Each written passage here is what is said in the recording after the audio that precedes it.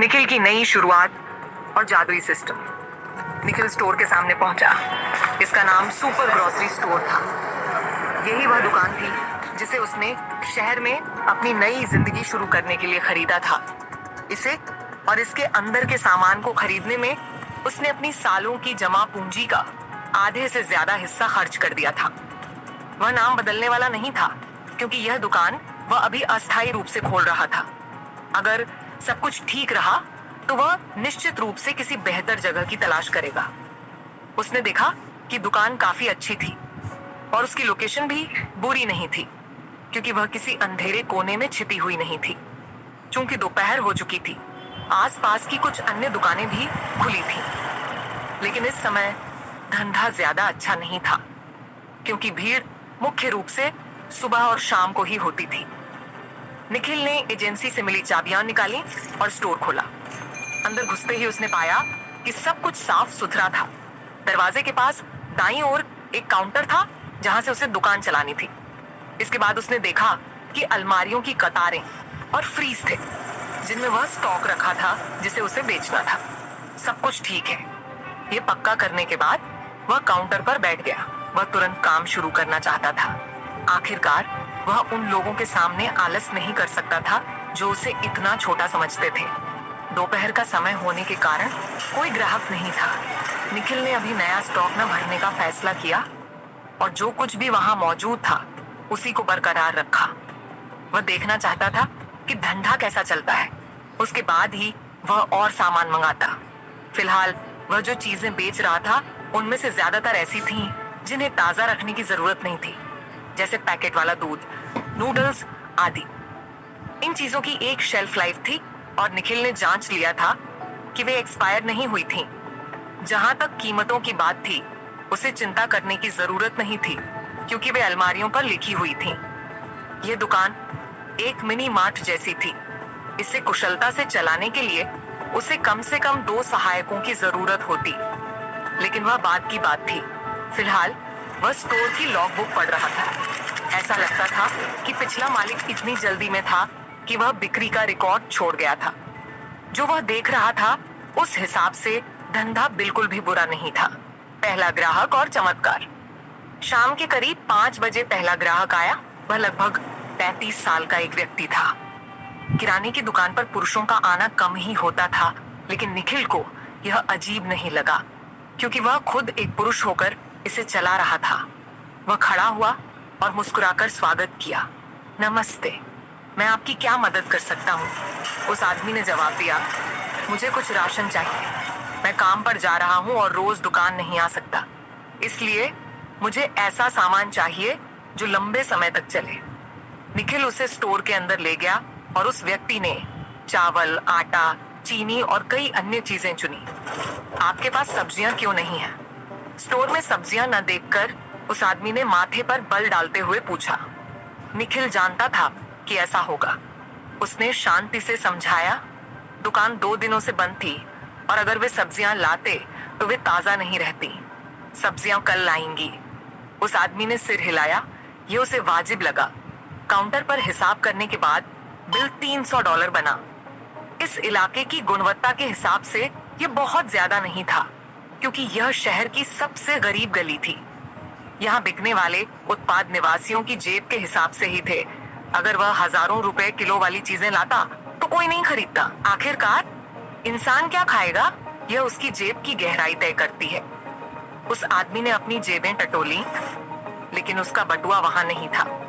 उसने माफी मांगते हुए कहा, लगता है जल्दबाजी में मैं अपना वॉलेट भूल गया। क्या मैं ट्रांसफर कर सकता हूँ? निखिल मान गया। उसने अपना अकाउंट नंबर दिया और उस आदमी ने तुरंत पैसे भेज दिए। सिस्टम का एक्टिवेशन। जैसे ही बैंक का कंफर्मेशन मैसेज आया, निखिल के दिमाग में एक रोबोटिक आवाज गूंजी, डिंग। 100 टाइम्स इनकम मल्टीप्लायर सक्रिय करने पर बधाई। डिंग, आपने $300 कमाए हैं। मल्टीप्लायर लागू, आपको $30,000 प्राप्त हुए हैं। किया? डिंग, पहली कमाई। इनाम के रूप में आपको सुजुकी GSX रेक 1000 मिलती है। निखिल को लगा जैसे उसे मतिभ्रम हो रहा है, लेकिन उसने कभी कोई नशा नहीं किया था, तो ऐसा होना मुमकिन नहीं था। 100 गुना इनकम मल्टीप्लायर, ये क्या है? उसने खुद से पूछा। तभी उसके फोन पर मैसेज आया, बैंक खाते में $30,000 प्राप्त हुए। नया बैलेंस $2,78,861 है। इस मैसेज ने पुष्टि कर दी कि उसकी कमाई सच में 100 गुना बढ़ गई थी। डिंग! आप इस नीले ग्रह के भाग्यशाली मेजबान हैं। आपको 100 टाइम्स इनकम मल्टीप्लायर सिस्टम द्वारा चुना गया है। इस सिस्टम के साथ जब तक आप सही माध्यम से कोई भी आय अर्जित करेंगे, उसे 100 से गुना कर दिया जाएगा। निखिल ने अपना हाथ चिकोटी काटकर देखा। उसे दर्द हुआ। मतलब ये सब सच था। उसने मन ही मन पूछा, क्या आप मुझे सिस्टम के बारे में और बता सकते हैं? सिस्टम की गाइड एंजल ने बताया कि यह सिस्टम उसे मेहनती बनाए रखने के लिए है। जो भी वह मेहनत से कमाएगा वह 100 गुना हो जाएगा, लेकिन धोखाधड़ी से कमाया हुआ धन नहीं। निखिल की खुशी का ठिकाना नहीं था। जब उसने पूछा कि क्या किसी और के पास भी ऐसा सिस्टम है, तो जवाब मिला, नहीं, यह अद्वितीय है। सिस्टम ने आगे बताया कि उसे मासिक, वार्षिक और यहाँ तक कि सहस्राब्दी के इनाम भी मिलेंगे। निखिल हैरान रह गया। मैं 1000 साल कैसे जिंदा रहूंगा? डिंग! सिस्टम के साथ कुछ भी असंभव नहीं है। आप अमर भी हो सकते हैं और उड़ भी सकते हैं। निखिल खुशी से झूम उठना चाहता था। उसने अपने पहले इनाम के बारे में पूछा तो सिस्टम ने बताया कि उसकी सुपर बाइक बाहर खड़ी है और चाबी काउंटर की दराज में है। उसने दराज खोली और चाबी वहीं थी। वह बाइक देखने बाहर जाने ही वाला था कि एक युवती दुकान में दाखिल हुई। नमस्ते, मुझे कुछ राशन चाहिए, उसने कहा। एक ग्राहक को देखकर निखिल ने बाइक देखने से पहले अपना काम करने का फैसला किया। सब कैसे शुरू हुआ? उस सुबह निखिल रास्ते पर धीरे धीरे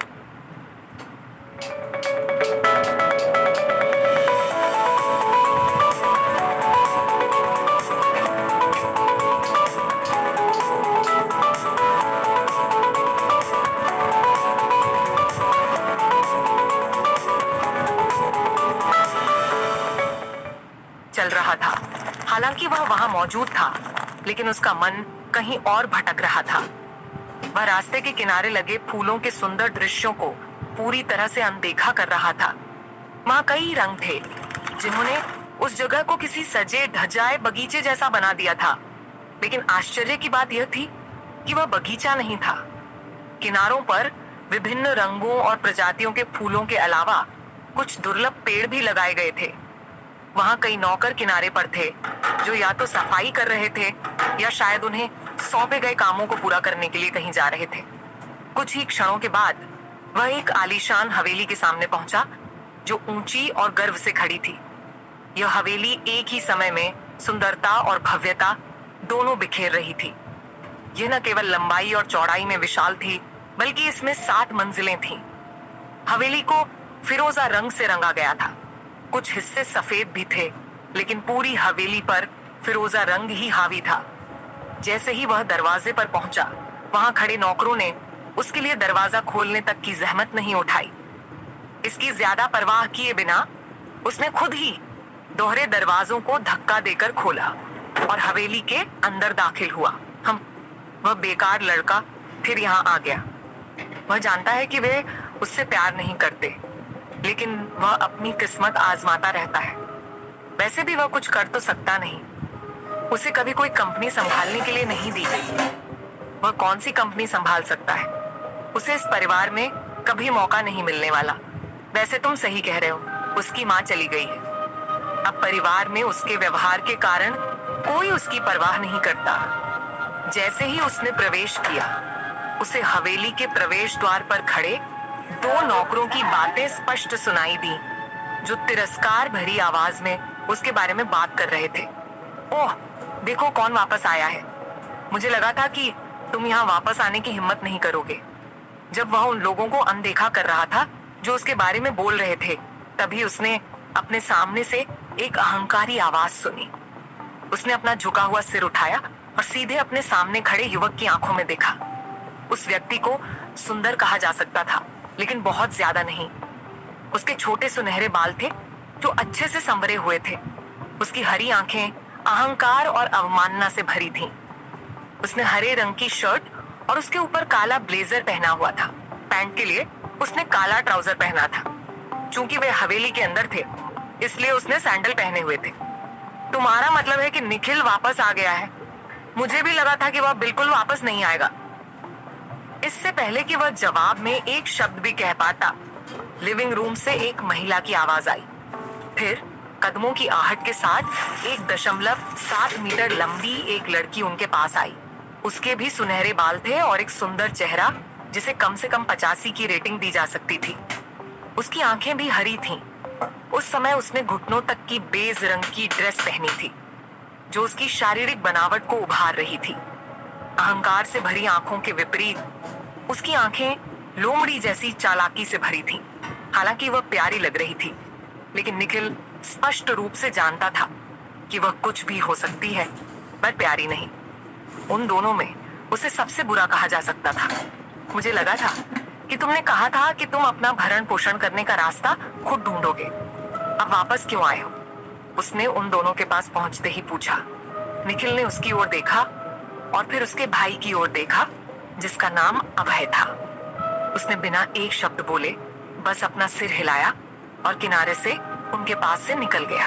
यह देखकर कि वह उन्हें अनदेखा कर रहा है, उन दोनों को यह बिल्कुल पसंद नहीं आया। इसलिए अभय ने तुरंत निखिल का रास्ता फिर से रोक दिया।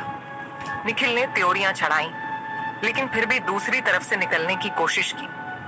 वह अभय के पास से निकला ही था कि मोनिका ने उसका रास्ता रोक दिया। हालांकि लिविंग रूम की ओर जाने वाला गलियारा बड़ा था, लेकिन दोनों भाई बहनों के इधर उधर हिलने के कारण निखिल उनके पास से नहीं निकल पा रहा था। उसके पास रुकने और हताशा के साथ उन्हें घूरने के अलावा कोई विकल्प नहीं था। और पहली बार वह बोला, तुम क्या चाहते हो? उसकी आवाज न तो तेज थी और न ही धीमी, लेकिन उसमें एक प्रकार का पुरुषोचित आकर्षण था। तुम जानते हो कि हम तुमसे क्या चाहते हैं, बस हमें बताओ तुम वापस क्यों आए हो? क्या तुमने बड़े साहस के साथ नहीं कहा था कि तुम जाओगे और अपना ख्याल खुद रखोगे? अभय ने चेहरे पर उपहास भरी मुस्कान के साथ पूछा। निखिल वर्मा परिवार का चौथा बेटा था। परिवार में 4 बेटे थे। सबसे बड़ा बेटा संजय था, उसके बाद अभय, फिर विक्रम और अंत में निखिल था। जहां तक वर्मा परिवार की बेटियों की बात है, ईशा पहली बेटी थी, उसके बाद आरोही और अंत में मोनिका थी। निखिल के पिता की 2 पत्नियां और एक रखेल थी। पहली पत्नी का नाम सरिका था, वह संजय, अभय और मोनिका की मां थी। दूसरी पत्नी का नाम लतिका वर्मा था, वह ईशा, विक्रम और आरोही की मां थी, जो जुड़वां थे। जहां तक निखिल की बात है, उसकी मां रखेल थी। बदकिस्मती से या शायद खुशकिस्मती से वह अपनी मां जाह्नवी वर्मा की इकलौती संतान था। उम्र के मामले में संजय सबसे आगे था, वह 28 साल का था। उसके ठीक पीछे ईशा थी, जो 27 की थी। उसके बाद अभय था, जो अभी 24 साल का था। विक्रम और आरोही इसके बाद आए, वे दोनों 23 साल के थे। उनके बाद मोनिका थी, जो 21 साल की थी। फिर निखिल सबसे अंत में आया, वह इस साल 19 साल का था। अपने सभी बड़े भाई बहनों का सम्मान करने के अलावा उसे उनकी साजिशी माताओं के हाथों बहुत कुछ सहना पड़ता था। निखिल के साथ हमेशा दुर्व्यवहार किया गया था, खासकर 4 साल पहले उसकी मां के निधन के बाद से। उस समय उसका जीवन और भी कठिन हो गया था, क्योंकि परिवार में उसे प्यार करने वाला कोई नहीं था। हालांकि उसके पिता कभी कभी उसकी मदद करते थे, लेकिन उनकी मदद सिर्फ सतही थी, क्योंकि उससे उसकी कोई समस्या हल नहीं होती थी। जहां तक उसके दादा दादी की बात है, वे उससे नफरत करते थे। जो उसने सुना था, उसके अनुसार उन्हें यह बात पसंद नहीं थी कि उसके पिता ने एक रखेल रखी थी। उनका कहना था कि इससे परिवार की प्रतिष्ठा धूमिल हो रही है। इसलिए उन्होंने उसकी संतान को भी कभी प्यार नहीं किया, क्योंकि वह परिवार की साफ सुथरी प्रतिष्ठा पर उस काले धब्बे का प्रतीक था। जहां तक उसके चाचा चाची और बुआ फूफा का सवाल था, कुछ उसके भाई बहनों या दादा दादी जैसे थे। बेशक कुछ ऐसे भी थे जिन्हें इससे कोई फर्क नहीं पड़ता था कि क्या हो रहा है। वहां चचेरे भाई बहन भी थे, लेकिन उसके सौतेले भाई बहनों की तरह उनमें से भी कई उसे बिल्कुल पसंद नहीं करते थे। आखिरकार वर्मा परिवार कोई छोटा परिवार नहीं था। वर्मा परिवार वह था जिसकी संपत्ति कम से कम $700 मिलियन थी। वे सबसे बड़े परिवार थे जो पुणे शहर के अधिपति थे। यहाँ पुणे शहर में वे लगभग हर उद्योग पर एकाधिकार जमाए हुए थे। उन्होंने अपना प्रभाव सूरत शहर नामक एक अन्य शहर तक भी फैलाया था, लेकिन वहां उनका प्रभाव उतना अधिक नहीं था जितना पुणे शहर में था। निखिल ने उन सभी चीजों को सहने की बहुत कोशिश की थी जिनसे वे उसे गुजार रहे थे, लेकिन परिणाम यह हुआ कि अपनी मां के निधन के बाद वह इसे और सहन नहीं कर सका। उसने परिवार से मिलने वाले थोड़े बहुत पैसे बचाना शुरू कर दिया था। वह ऐसा तब से कर रहा था जब उसकी मां जीवित थी। उस समय वह केवल 13 वर्ष का था। दूसरे शब्दों में वह पिछले कम से कम 6 वर्षों से पैसे बचा रहा था, और चूंकि वह इसे अब और सहन नहीं कर सकता था, इसलिए उसने फैसला किया कि अब आगे बढ़ने और अपनी किस्मत आजमाने का समय आ गया है, और ये देखने का कि वह अपनी शिक्षा के स्तर के साथ कुछ कर सकता है या नहीं। पिछले दिन उसने यह दावा करते हुए हवेली छोड़ दी थी कि वह स्वतंत्र होने जा रहा है। वह एक अवसर की तलाश में और यह देखने के लिए पुणे शहर में घूमा था कि क्या उसके लिए अपना जीवन शुरू करने का कोई मौका है। लेकिन जगह जगह घूमने के बाद उसे पता चला कि वर्मा परिवार का प्रभाव बहुत अधिक था। पुणे शहर में ऐसी कोई जगह नहीं थी जहां उनका हाथ न हो। चूंकि उसके सौतेले भाई बहन उसे पसंद नहीं करते थे, इसलिए उसे यकीन था कि एक बार जब उसने यहाँ पुणे में कुछ भी शुरू किया तो वे यह सुनिश्चित करेंगे कि वह विफल हो जाए। इसलिए उसने जो एकमात्र समाधान निकाला वह था पुणे शहर छोड़ना और किसी ऐसे शहर में जाना जहां वर्मा परिवार का कोई प्रभाव न हो। और इसलिए वह पिछली रात एक होटल के कमरे में सोया था। आज वह यहाँ इसलिए आया था ताकि जाने से पहले अपना सामान ले सके। मैं आज जा रहा हूँ, इसलिए तुम्हें मेरी चिंता करने की जरूरत नहीं है, निखिल ने उन दोनों से कहा जो उसका रास्ता रोक रहे थे। ओह अच्छा, तो तुम्हारा कहाँ जाने का इरादा है? अभय ने अपनी भौहें चढ़ाकर पूछा। ऐसा नहीं है कि तुम्हें यह जानना जरूरी है, निखिल ने उत्तर दिया। इस समय मोनिका ने अभय को एक तरफ खींच लिया और उसके लिए रास्ता खोल दिया। हालांकि अभय को यह बात पसंद नहीं आई कि निखिल ने उसकी पूछताछ का जवाब नहीं दिया, लेकिन उसने मोनिका की बात मानने का फैसला किया। वह जानता था कि भले ही वह उससे छोटी थी, लेकिन वह ऐसी नहीं थी जिससे वह उलझ सके, इसलिए उसके पास निश्चित रूप से कोई योजना होगी। उसने फिर कहा, ओह कोई बात नहीं, हम पैकिंग में तुम्हारी मदद कर सकते हैं। जरूरत नहीं है, मैं खुद संभाल सकता हूँ, निखिल ने कहा और अपने कमरे की ओर चल दिया जो तीसरी मंजिल पर स्थित था। अभय ने निखिल की पीठ को देखा जब वह गलियारे से ओझल हो गया। फिर उसने जवाब के लिए मोनिका की ओर देखा। उसकी नजर देखकर मोनिका ने उसे एक चालाकी भरी मुस्कान दी और कहा, वह कहाँ जा रहा है? इसकी चिंता करने की जरूरत नहीं है, यह पुणे शहर है, वह कहीं छिप नहीं सकता। रही बात अगर वह शहर से बाहर निकलना चाहता है तो हे यहाँ तक पहुंचकर मोनिका ने एक खोखली हंसी हंसी जिससे अभय की पीठ में सिहरन दौड़ गई। अपने कमरे में पहुंचने के बाद निखिल ने तुरंत अपना वह सामान उठाया जो उसने पिछले दिन ही पैक कर लिया था। फिर उसने उस कमरे की ओर देखा जो सफेद रंग से रंगा हुआ था। कमरे के अंदर लगभग हर चीज का रंग या तो सफेद था या चांदी जैसा। यह वह रंग था जिसे उसने अपनी माँ जानवी वर्मा की याद में चुना था। जहां तक उसे याद था, उसकी माँ के बाल चांदी जैसे सफेद और आंखें नीली थीं। वह बेहद खूबसूरत थीं और एक बात तो तय थी कि वह अपने पिता की दोनों पत्नियों से कहीं अधिक सुंदर थीं।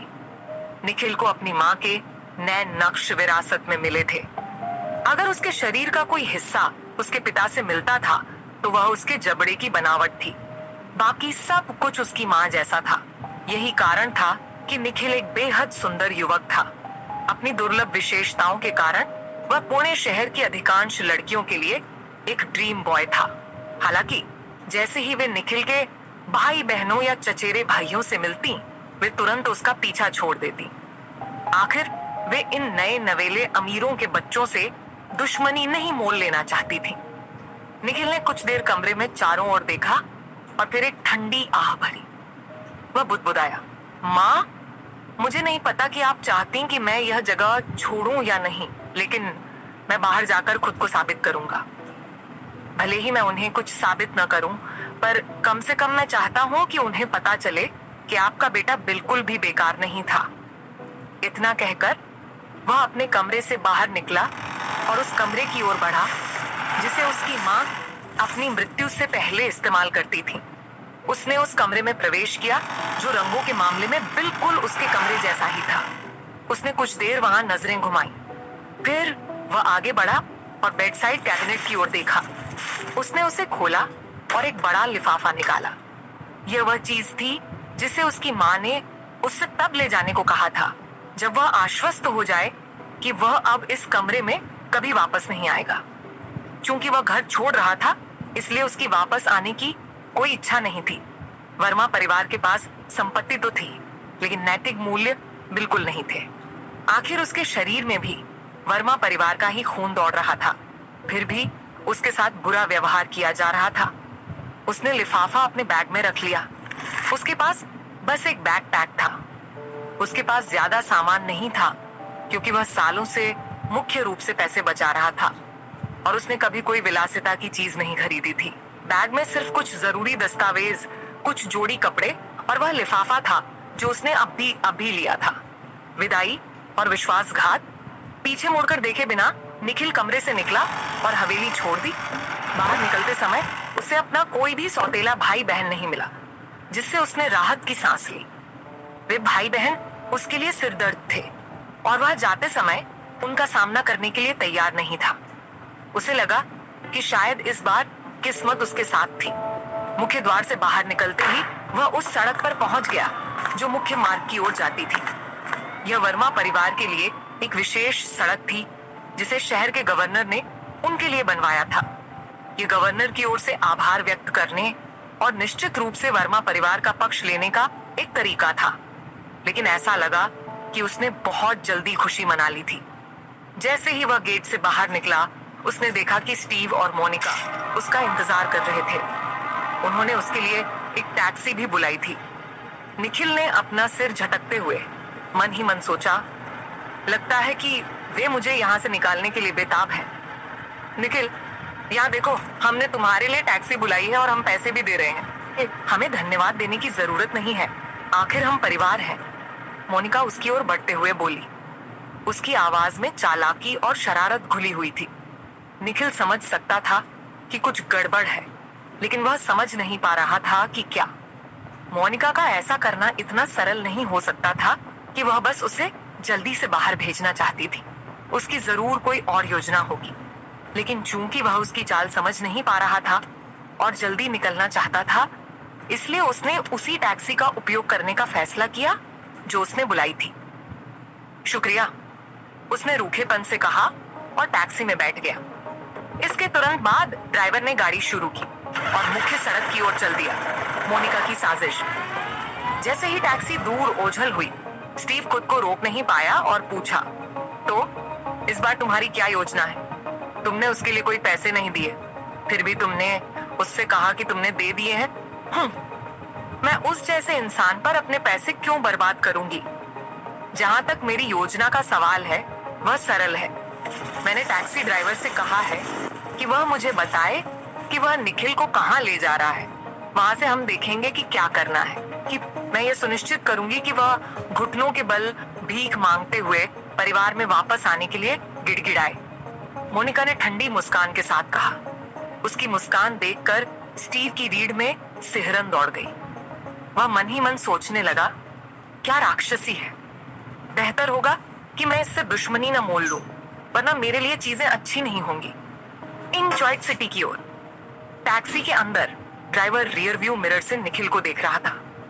वह सोच रहा था कि यह सुंदर युवक उस हवेली को क्यों छोड़ रहा है जहां इतनी दौलत थी। वह देख सकता था कि इस युवक ने साधारण कपड़े पहने थे। इससे वह अंदाजा लगा सकता था कि इस युवक का जीवन वहां अच्छा नहीं रहा होगा। फिर भी उसे लगा कि उसे परिवार नहीं छोड़ना चाहिए था। जैसे ही वे मुख्य सड़क पर पहुंचे, उसने पूछा, सर, हम कहाँ जा रहे हैं? इंचॉइट सिटी, निखिल ने शांति से जवाब दिया। वह खिड़की से बाहर देखते हुए ख्यालों में खो गया। ड्राइवर ने सिर हिलाया और शहर से बाहर जाने वाली सड़क पकड़ ली। कुछ ही देर में वे इंचॉइट सिटी के रास्ते पर थे। वहां पहुंचने में कम से कम 5 घंटे लगने वाले थे। ये देखते हुए कि निखिल उस पर ध्यान नहीं दे रहा है, ड्राइवर ने तुरंत अपना फोन निकाला और मोनिका को एक संदेश भेजा।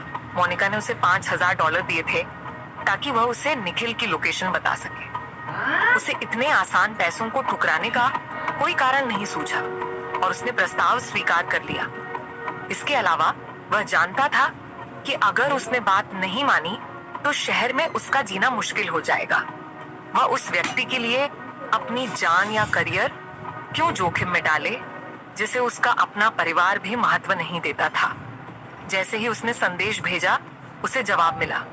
वह तुरंत मान गया और अपना ध्यान ड्राइविंग पर लगा दिया। वह यह भी सोच रहा था कि चूंकि उसके पास वर्मा परिवार की युवा बेटी का संपर्क है, तो शायद भविष्य में वह अपने इस संबंध का उपयोग शहर में अपना जीवन आसान बनाने के लिए कर सके। निखिल को जरा भी अंदाजा नहीं था कि वह जहां जा रहा है वह जगह पहले ही उजागर हो चुकी है। वह बस टैक्सी की पिछली सीट पर बैठा सोच रहा था कि इंचॉइट सिटी पहुंचने के बाद वह क्या करेगा। उसने तय किया कि वह उन पैसों से एक छोटी दुकान खोलेगा जो उसने वर्षों से जमा किए थे। इस तरह उसके पास आय का एक स्रोत होगा। फिर व्यापार बढ़ने के बाद वह शहर में अपने पैर जमा पाएगा। हालांकि वह जानता था कि बिना किसी बड़े अवसर के वह करोड़पति नहीं बन पाएगा, फिर भी उसने आशावादी रहने का फैसला किया। कोई नहीं जानता था कि भविष्य में क्या होगा। रहस्यमयी लिफाफा। उसने अपना बैकपैक खोला और वह बड़ा लिफाफा निकाला जो उसे अपनी माँ के कमरे से मिला था। उसके मन में उसे खोलने और देखने की तीव्र इच्छा हुई, लेकिन उसने अपनी इच्छा को दबा दिया। यह लिफाफा सालों तक उसकी माँ के कमरे में ही रहा था।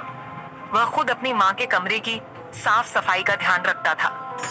इसके अलावा वर्मा परिवार के उन अहंकारी सदस्यों को एक रखैल के कमरे में जाना अपनी शान के खिलाफ लगता था।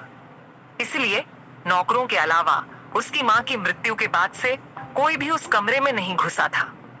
भले ही नौकर जानते थे कि मालकिन और उनके बेटे को परिवार का समर्थन प्राप्त नहीं था, फिर भी उन्होंने कमरे के अंदर से कुछ भी चुराने की हिम्मत नहीं की। अगर वे चोरी करते पकड़े जाते तो उनका अंजाम बुरा होता। वर्मा परिवार चोरों के प्रति बिल्कुल भी उदार नहीं था। इसलिए हालांकि जिस कैबिनेट में लिफाफा रखा गया था वह लॉक नहीं था, किसी ने इसे नहीं छुआ था। निखिल को इस लिफाफे के बारे में अपनी माँ के शब्द स्पष्ट रूप से याद थे। उन्होंने बस इतना कहा था, अगर तुम शादी करने और अपना परिवार शुरू करने के बारे में सोच रहे हो तो तुम इस लिफाफे को खोल सकते हो, अन्यथा ऐसा मत करना। याद रखना, गर्लफ्रेंड बनाने के बारे में सोचने से पहले भी तुम्हें यह लिफाफा खोलना होगा। उस समय वह 14 वर्ष का था। उसे अपनी माँ की बातें समझ नहीं आई थीं और न ही वह उन्हें अब समझ पा रहा था। अगर मैं गर्लफ्रेंड बनाना चाहता हूँ तो मुझे पहले लिफाफा खोलना होगा, लेकिन वह वैसा ही करेगा जैसा उसकी माँ चाहती थी। उसने लिफाफा वापस अपने बैग में रख दिया। वह इस समय गर्लफ्रेंड बनाने के लिए तैयार नहीं था। आखिर एक लड़की का मतलब था कि उसे और अधिक खर्च करना होगा और अभी तक उसकी आय का कोई स्रोत निश्चित नहीं था। इसके अलावा भले ही वह सुंदर था, उसे यकीन था कि जैसे ही लड़कियों को पता चलेगा कि वह अमीर नहीं है, वे उसे तिरस्कार के साथ छोड़ देंगी। कुछ तो ऐसी भी थीं जो उसे जिगोलो बनाना चाहती थी। बेशक निखिल कभी ऐसे प्रस्तावों से विचलित नहीं हुआ। वह इतना सस्ता नहीं था मंजिल की ओर। सोच विचार में डूबे निखिल को समय का पता ही नहीं चला और 5 घंटे बीत गए। दोपहर के 12 बज चुके थे और इस समय दूर से एक शहर की झलक दिखाई दे रही थी। तभी ड्राइवर की आवाज निखिल के कानों में पड़ी। सर, हम शहर से लगभग 5 मिनट की दूरी पर हैं। इंचॉइट सिटी में आप बिल्कुल कहाँ जाना चाहते हैं? निखिल ने उस शहर की ओर देखा जो पास आता जा रहा था। उसने एक लंबी सांस ली और कहा, मुझे येलो स्ट्रीट ले चलो। जी सर, ड्राइवर ने जवाब दिया और कार शहर के अंदर दौड़ने लगी। कोल्हापुर कोई बहुत बड़ा शहर नहीं था। इसे एक निचले स्तर का शहर कहा जा सकता था। इसके विपरीत पुणे एक मध्यम स्तर का शहर था। स्पष्ट था कि पुणे शहर कोल्हापुर की तुलना में बड़ा और प्रतिष्ठित था, लेकिन फिर भी निखिल को लगा कि शुरुआत करने के लिए यह सही जगह है। भले ही कोल्हापुर पुणे से छोटा था, लेकिन वर्मा परिवार ने अभी तक यहाँ अपने पैर नहीं पसारे थे। आखिर परिवार अमीर तो था, पर इतना भी नहीं कि हर शहर पर उसका कब्जा हो। 2 शहरों में अपना प्रभाव बनाए रखना ही वर्मा परिवार के लिए अधिकतम क्षमता थी। अधिक शहरों में दखल देने का मतलब था अधिक दुश्मनों का सामना करना। भले ही इस शहर में उनका बड़ा प्रभाव नहीं था, लेकिन इसका मतलब यह नहीं था कि वे वहां मौजूद ही नहीं थे। इस शहर के कुछ लोग वर्मा परिवार के साथ व्यापारिक संबंधों में थे, जो उनके कहने पर निखिल के रास्ते में रोड़े अटकाकर वर्मा परिवार का एहसान चुका सकते थे। फिर भी निखिल ने सोचा कि वह एक छोटा सा साधारण व्यक्ति है और किसी को परेशान नहीं करेगा, तो शायद वे उस पर ध्यान ही न दें। वह बस यही उम्मीद कर रहा था। टैक्सी शहर में दाखिल हुई और पूर्वी हिस्से की ओर चल दी। पुणे इंचॉइट के उत्तर में था और येलो स्ट्रीट जहां निखिल जाना चाहता था, वह शहर के पूर्वी हिस्से में थी। येलो स्ट्रीट कोई प्रतिष्ठित इलाका नहीं था, इसे शहर का गरीब इलाका कहा जा सकता था, लेकिन निखिल सिर्फ यहीं से शुरुआत करने की हैसियत रखता था। ड्राइवर हैरान था कि पुणे के महान वर्मा परिवार का सदस्य इस गरीब येलो स्ट्रीट में क्या करने जा रहा है, पर यह उसका काम नहीं था। उसने बस अपना फोन निकाला और मोनिका को मैसेज कर दिया कि वह निखिल को कहां ले जा रहा है। दूसरी ओर निखिल ने अपना फोन निकाला। ये कोई नया मॉडल नहीं था, बल्कि आउटडेटेड होने की कगार पर था, एक पुराने वर्जन का इन्फिनिक्स स्मार्टफोन। उसने मैसेज चेक किए तो विज्ञापनों के अलावा कुछ नहीं था। ऐसा लग रहा था कि उसके पिता को उसके घर छोड़ने से कोई फर्क नहीं पड़ा। उसने आह भरी और अपने बैंक खाते का बैलेंस चेक किया। जब से उसने बचत शुरू की थी, उसने कभी बैलेंस नहीं देखा था। वह रोजमर्रा के खर्च के लिए कुछ नकदी अलग रखता था और बाकी सब बचा लेता था। बैंक बचत खाता शेष $4,32,753। इसे देखकर उसने ठंडी सांस ली। यह आधा मिलियन भी नहीं था।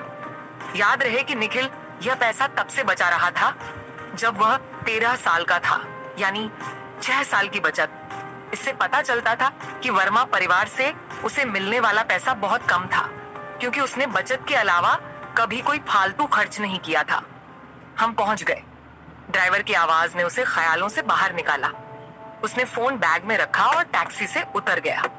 वह जाने ही वाला था कि ड्राइवर चिल्लाया, हे, तुमने अभी पैसे नहीं दिए। निखिल ने यह समझाने की कोशिश नहीं की कि मोनिका ने कहा था कि उसने पैसे दे दिए हैं। वह जानता था कि मोनिका इतनी अच्छी नहीं है। कितने हुए? निखिल ने पूछा। $1,180, ड्राइवर ने जवाब दिया। निखिल ने अपने दूसरे खाते से $2,000 ट्रांसफर किए और कहा, बाकी तुम रख लो। उसके पास छुट्टे पैसों का इंतजार करने का समय नहीं था। उसे रहने की जगह ढूंढनी थी और लंच करना था। ड्राइवर निखिल को जाते हुए देखता रहा और मन ही मन बोला, कितना उदार युवक है। अफसोस कि जिन लोगों से इसका मुकाबला है वे बहुत बड़ी हस्ती हैं, जिनसे मैं पंगा नहीं ले सकता। पुणे, वर्मा हवेली में फैसला। तो तुम कह रही हो कि निखिल परिवार छोड़कर इंचॉइट शहर चला गया? एक गहरी आवाज लिविंग रूम में गूंजी। हाँ पिताजी। उसने कहा कि वह खुद के दम पर जीना चाहता है, पर मुझे नहीं लगा था कि वह इतनी पिछड़ी जगह जाएगा, वह भी येलो स्ट्रीट जैसे गरीब इलाके में। अगर किसी को पता चला कि वह वर्मा परिवार का सदस्य है, तो हमारी प्रतिष्ठा मिट्टी में मिल जाएगी। मोनिका ने अपने पिता के सामने बैठते हुए कहा। ये वर्मा परिवार के मुखिया और निखिल के पिता राजवीर वर्मा थे। 47 साल के डाल्टन के बाल सुनहरे थे और वह फाल्कन ग्रुप के चीफ एग्जीक्यूटिव ऑफिसर थे। उनके चेहरे के भाव बिगड़ गए। उनके बेटे का बिना बताए घर छोड़ना और एक गरीब इलाके में रहना उनकी प्रतिष्ठा के खिलाफ था। उनके भाई और चचेरे भाई पहले ही उनकी गद्दी पर नजर गड़ाए बैठे थे और वे इस बात का फायदा उठा सकते थे। चीजों को सोचने के बाद उन्होंने कड़ा फैसला लिया। इस पल से निखिल अब वर्मा परिवार का सदस्य नहीं है। इस घोषणा ने लिविंग रूम में मौजूद सभी को चौंका दिया। किसी ने नहीं सोचा था कि डाल्टन अपनी पोजीशन बचाने के लिए अपने ही बेटे को बेदखल कर देंगे। उनके लिए उनका पद बेटे से ज्यादा कीमती था। निखिल का नया व्यापार। निखिल को पता भी नहीं था कि उसे बेदखल कर दिया गया है, पर उसे फर्क भी नहीं पड़ता क्योंकि उसके पिता ने कभी उसकी परवाह नहीं की थी। वह अब भी एक छोटे से किराए के अपार्टमेंट में था। इसमें एक लिविंग रूम, एक बेडरूम और एक छोटा सा किचन था। बिजली पानी की सुविधा थी, इसलिए वह संतुष्ट था। दोपहर के भोजन में उसने नूडल्स खाए। हालांकि उसके पास $4 लाख से ज्यादा की बचत थी, लेकिन वह उसे खर्च नहीं करना चाहता था। वह उसकी पूंजी थी। भोजन के बाद वह एक शॉप एजेंट के पास गया जिसका नाम था लाइट एजेंसीज और उसने ऊपरी इलाके में एक दुकान किराए पर लेने की बात की।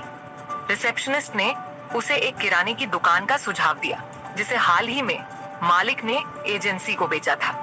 यह दुकान मेन बाजार स्ट्रीट के पास है।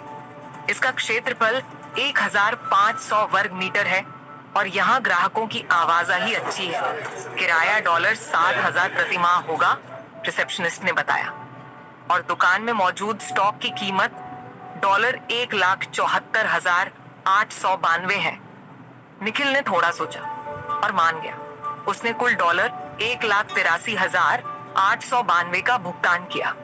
अब उसके पास $2,48,861 बचे थे। दुकान के दस्तावेज लेकर वह अपनी मंजिल की ओर चल पड़ा। लेखक का नोट, यहाँ उपयोग की गई मुद्रा अमेरिकी डॉलर नहीं है। इसकी विनिमय दर अगले भाग में बताई जाएगी। वर्तमान समय। वह अभी स्टोर से बाहर निकलकर मोटरसाइकिल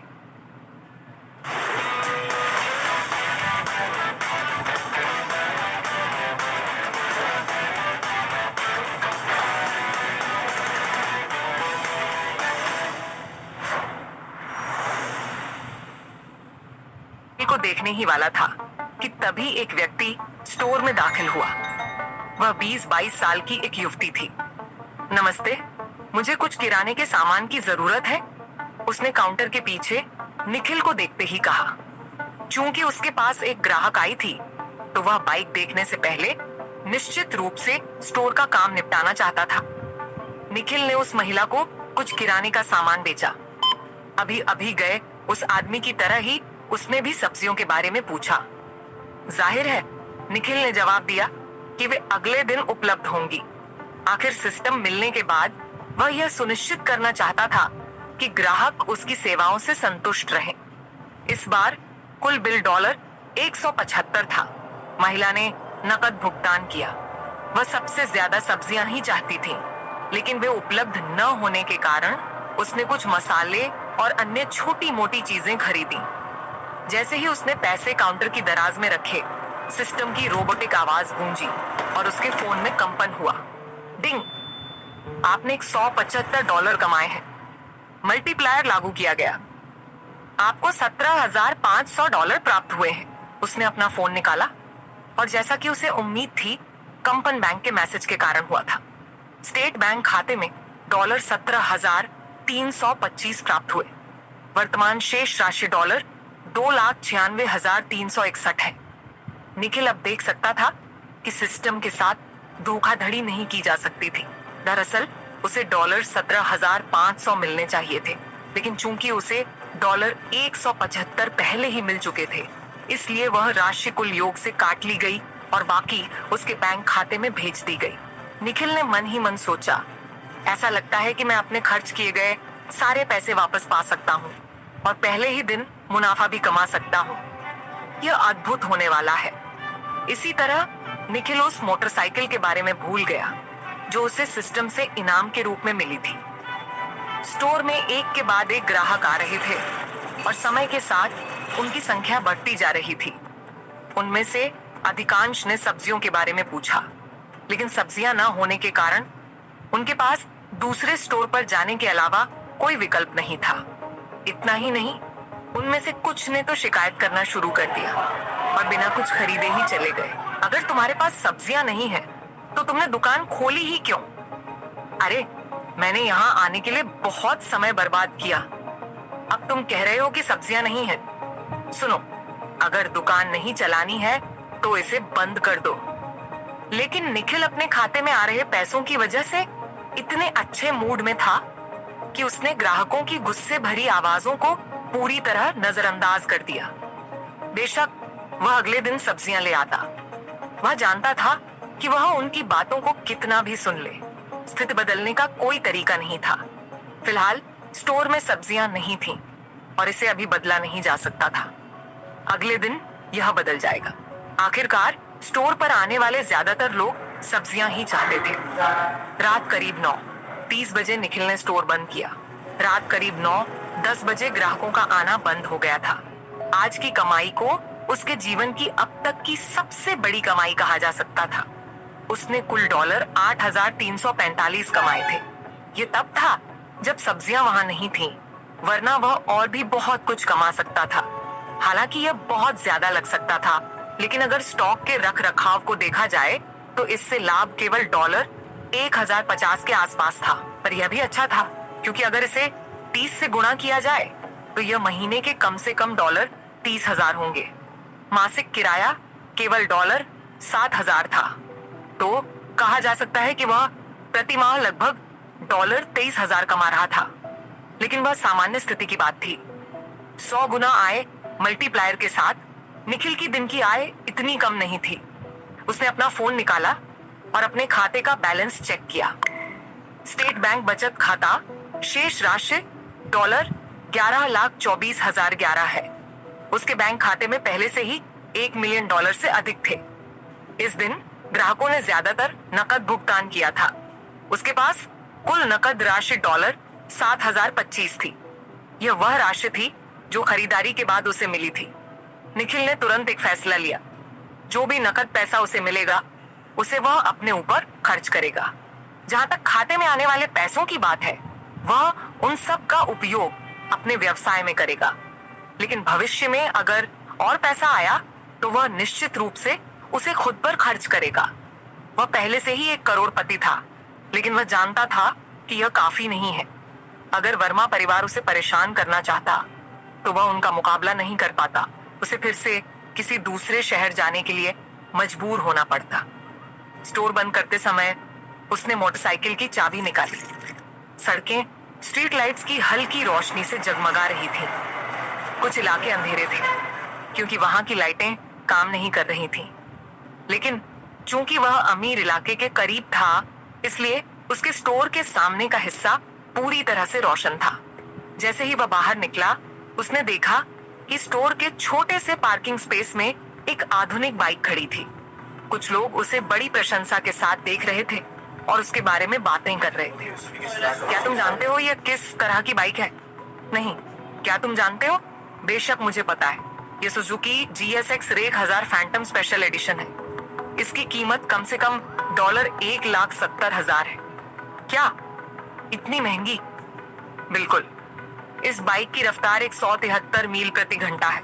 ये वाकई बहुत शानदार है। वैसे तुम्हें ये सब कैसे पता?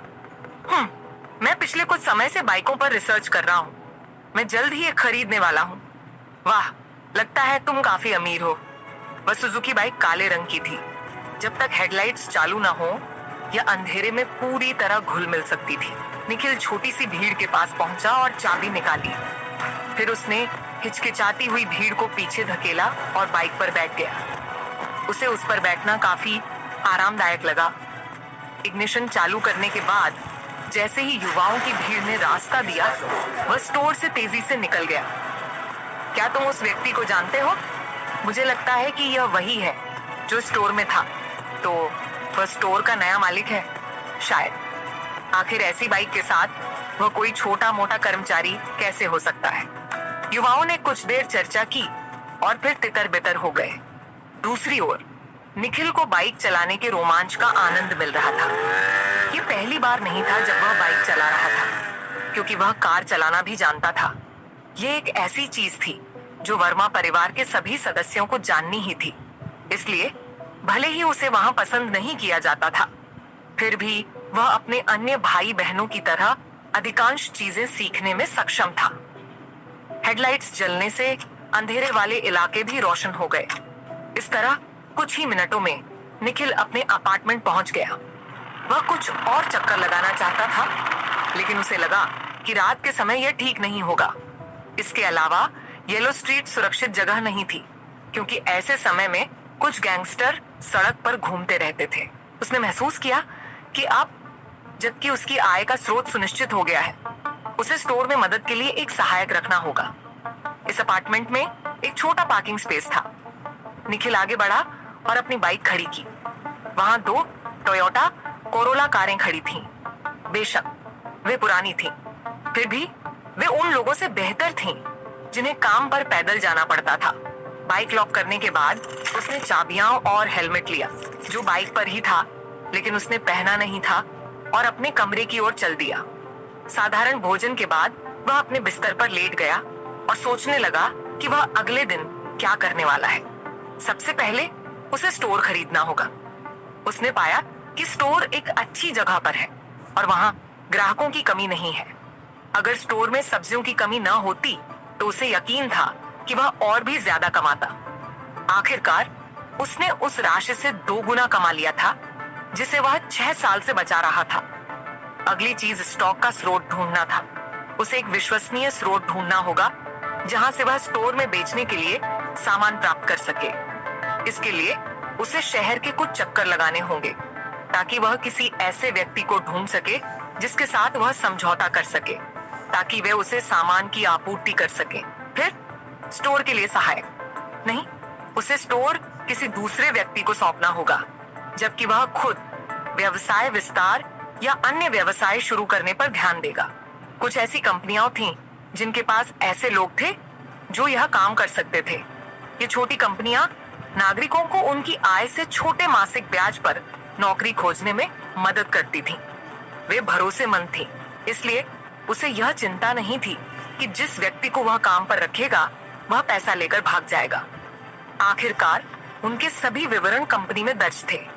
अब व्यवसाय का विस्तार करने के लिए उसे सिर्फ एक स्टोर पाने से कहीं ज्यादा कुछ करने की जरूरत होगी। यदि वह आय का बेहतर स्रोत चाहता है तो उसे किसी बेहतर सड़क पर जाना होगा, लेकिन निश्चित रूप से वह यहाँ येलो स्ट्रीट वाले स्टोर को बंद नहीं करेगा। वह स्टोर की शाखाएं भी खोल सकता है।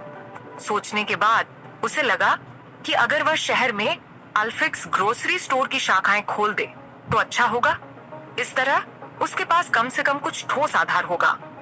फिर स्टोर खुलने के बाद वह मुख्यालय शहर के केंद्र में बना सकता है। फिर वहां से अगर चीजें अच्छी रहीं तो वह दूसरे शहरों को भी प्रभावित करेगा। 100 गुना आय मल्टीप्लायर के साथ उसे पैसे की चिंता नहीं थी।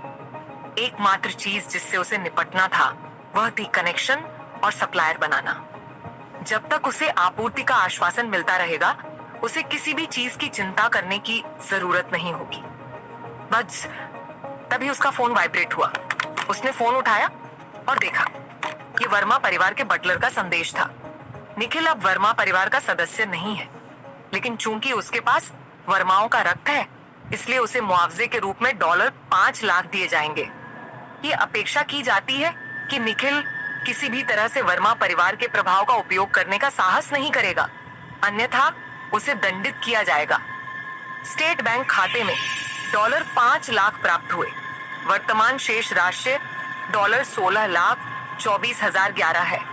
उसके कुछ ही देर बाद डिंग, आपने $5 लाख कमाए हैं। मल्टीप्लायर लागू किया गया। आपको $5 करोड़ प्राप्त हुए हैं। स्टेट बैंक खाते में $5 करोड़ प्राप्त हुए। वर्तमान शेष राशि $5,16,24,011 है। ओह, ये इस तरह भी काम करता है, निखिल ने जोर से कहा। निखिल समझ नहीं पा रहा था कि वह सिस्टम के बारे में क्या कहे।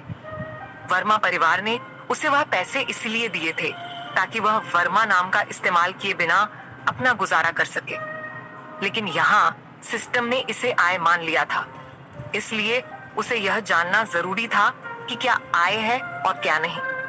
सिस्टम परिवार से मिले इस मुआवजे को आय के रूप में क्यों गिना जा रहा है? किया जाएगा। यदि आप किसी व्यक्ति से चोरी करते हैं तो उसे गुणा नहीं किया जाएगा। यदि आप रिश्वत लेते हैं तो उसे भी गुणा नहीं किया जाएगा। सिस्टम की इस लंबी व्याख्या ने निखिल को सन्नाटे में डाल दिया।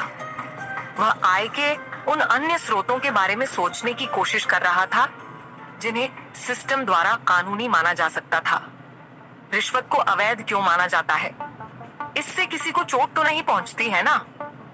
कुछ देर सोचने के बाद उसने पूछा, अरे ये तो बहुत सीधा और कड़ा तर्क है। मेरा मतलब है और भी चीजें हो सकती हैं। निखिल सिस्टम की इस दलील पर शिकायत किए बिना नहीं रह सका। निखिल, तुम लाइलाज हो। निखिल ने आह भरी। निखिल अब वह सच में नहीं जानता था कि सिस्टम को क्या कहे।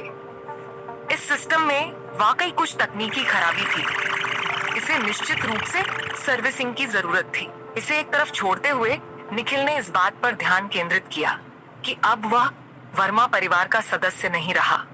हालांकि उसने इसकी उम्मीद नहीं की थी, लेकिन वह बिल्कुल भी हैरान नहीं था। आखिरकार उसे उस पारिवारिक हवेली में रोके रखने वाली उसकी माँ एनी थी। अब जबकि उन्हें मरे 4 साल हो चुके थे और निखिल वयस्क हो चुका था, वे उसे बेदखल कर ही सकते थे। भले ही संदेश बटलर ने भेजा था, लेकिन निखिल जानता था कि यह उसके पिता का फैसला था। आखिरकार वह परिवार के मुखिया और फाल्कन ग्रुप के सीईओ थे। उसे परिवार से निकाले जाने का उतना दुख नहीं था। वैसे भी वह किसी काम के लिए परिवार के नाम पर निर्भर नहीं था। इसके अलावा अब उसके पास सिस्टम था और उसे नहीं लगा कि कोई समस्या होगी। आखिरकार सिस्टम उसकी आय को 100 गुना कर देगा, लेकिन उसका नुकसान उतना ही रहेगा। ये सुनिश्चित करने के लिए कि भविष्य में उसे वर्मा परिवार के सदस्य के रूप में न गिना जाए, उसने ईमेल में प्राप्त संदेश को सुरक्षित कर लिया। यदि वे भविष्य में उसे सफल होते देखकर वापस परिवार में खींचने की कोशिश करेंगे, तो वह उन्हें यह संदेश दिखाएगा। उसने भेजने वाले का नाम और संपर्क नंबर भी सहेज लिया था। उसके बाद निखिल ने अपने खाते की शेष राशि देखी। अब जब उसके पास 50 मिलियन थे, तो रहने के लिए एक अच्छा विला या शायद कोई हवेली लेना बुरा विचार नहीं था।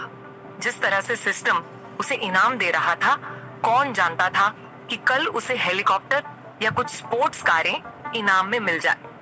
यदि ऐसा हुआ तो अपार्टमेंट के उस छोटे से पार्किंग स्पेस में उन्हें खड़ा करने की कोई जगह नहीं होगी।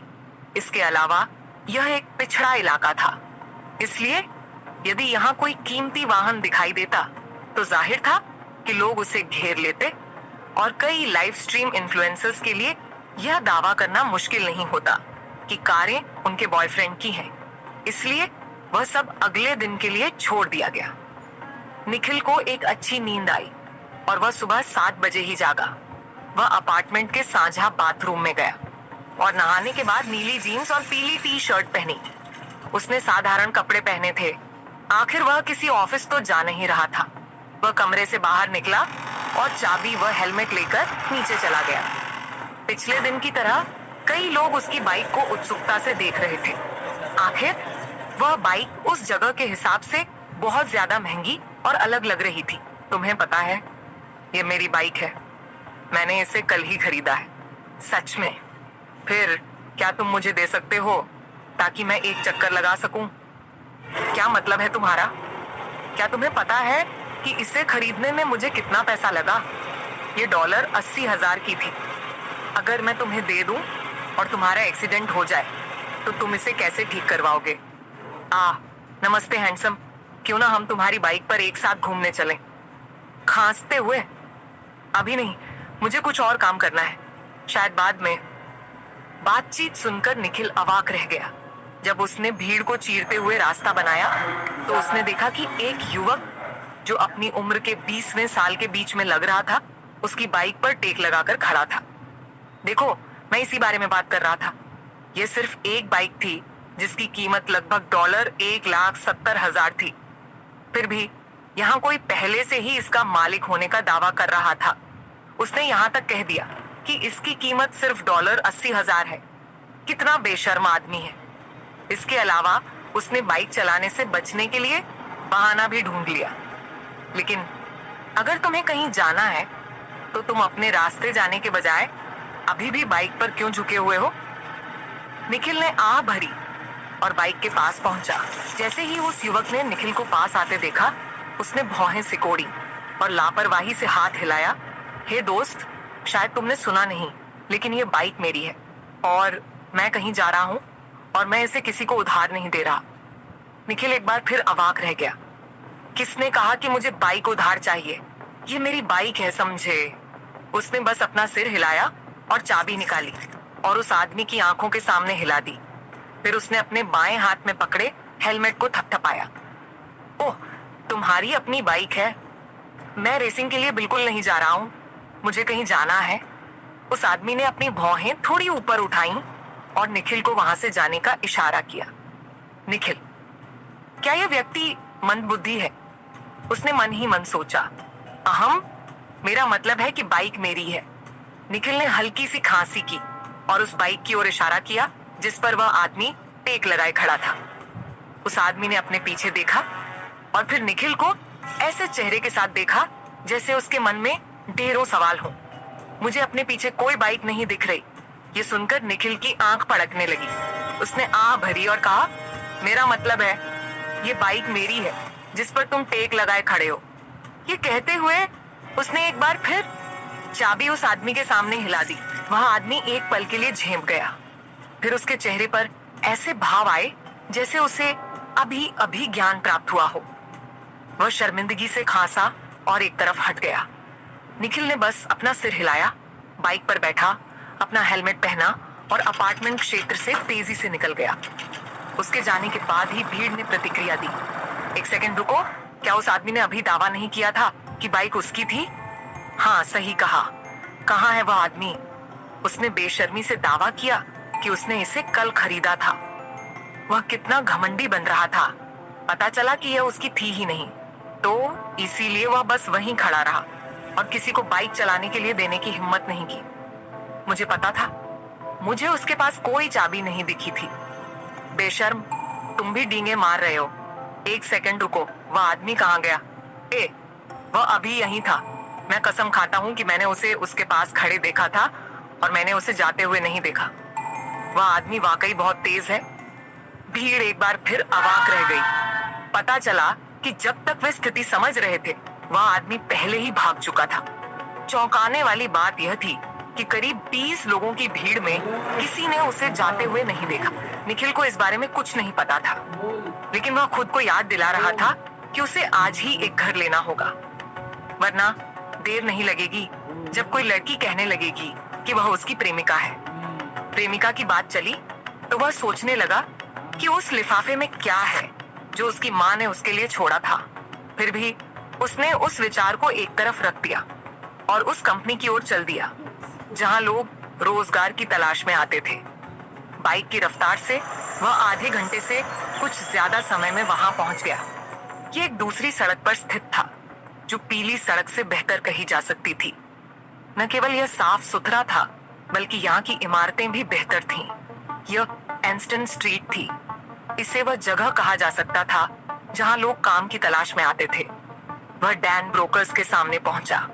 अपनी बाइक खड़ी करने के बाद वह सीधे इमारत के प्रवेश द्वार की ओर बढ़ा। यह पीली सड़क वाली दुकान की एजेंसी से बड़ी थी। जैसे ही उसने प्रवेश किया, उसने पाया कि अंदर काफी भीड़ थी। हालांकि भीड़ थी, लेकिन वह देख सकता था कि सब कुछ अच्छी तरह से व्यवस्थित था। जैसे ही उन्होंने उसे प्रवेश करते देखा, कई विभागों के प्रभारी उसकी ओर दौड़ पड़े। नमस्ते सर, आप किस विभाग में जाना चाहेंगे? उनमें से एक युवती ने आकर्षक मुस्कान के साथ पूछा। उन्हें अपनी ओर आते देखकर निखिल थोड़ा चौंक गया, लेकिन सवाल सुनकर शांत हो गया। मुझे मुख्य रूप से बिक्री विभाग की जरूरत है, लेकिन मैं सफाई और डिलीवरी विभाग की सेवाओं का भी उपयोग कर सकता हूँ, उसने एक पल के विचार के बाद कहा। निखिल ने जिस तरह से अपनी टीम चुनी और उनके लिए बेहतरीन सुविधाओं का इंतजाम किया, उससे यह साफ है कि वह एक बहुत बड़ा विजन लेकर चल रहा है। $51 मिलियन की दौलत होने के बावजूद वह हर बारीक चीज पर ध्यान दे रहा है। यहाँ आपके टेक्स्ट का हिंदी अनुवाद दिया गया है। निखिल की बात सुनकर अन्य विभागों के वे लोग जिन्हें निखिल ने नहीं चुना था, उदास होकर चले गए। बेशक वे उन 3 लोगों को ईर्ष्या भरी नजरों से देखना नहीं भूले जो पीछे रह गए थे। यह जगह एक प्रतिस्पर्धा की तरह थी। यदि आपके विभाग के लोगों को काम मिलता है तो आपका वेतन बढ़ जाता है। यह बिल्कुल कमीशन कमाने जैसा ही था। यदि आपके विभाग के बहुत से लोगों को रोजगार मिलता है तो कंपनी उन लोगों की आय से जो हिस्सा काटती है उसके ब्याज से आपको काफी आय होती है। इस तरफ सर।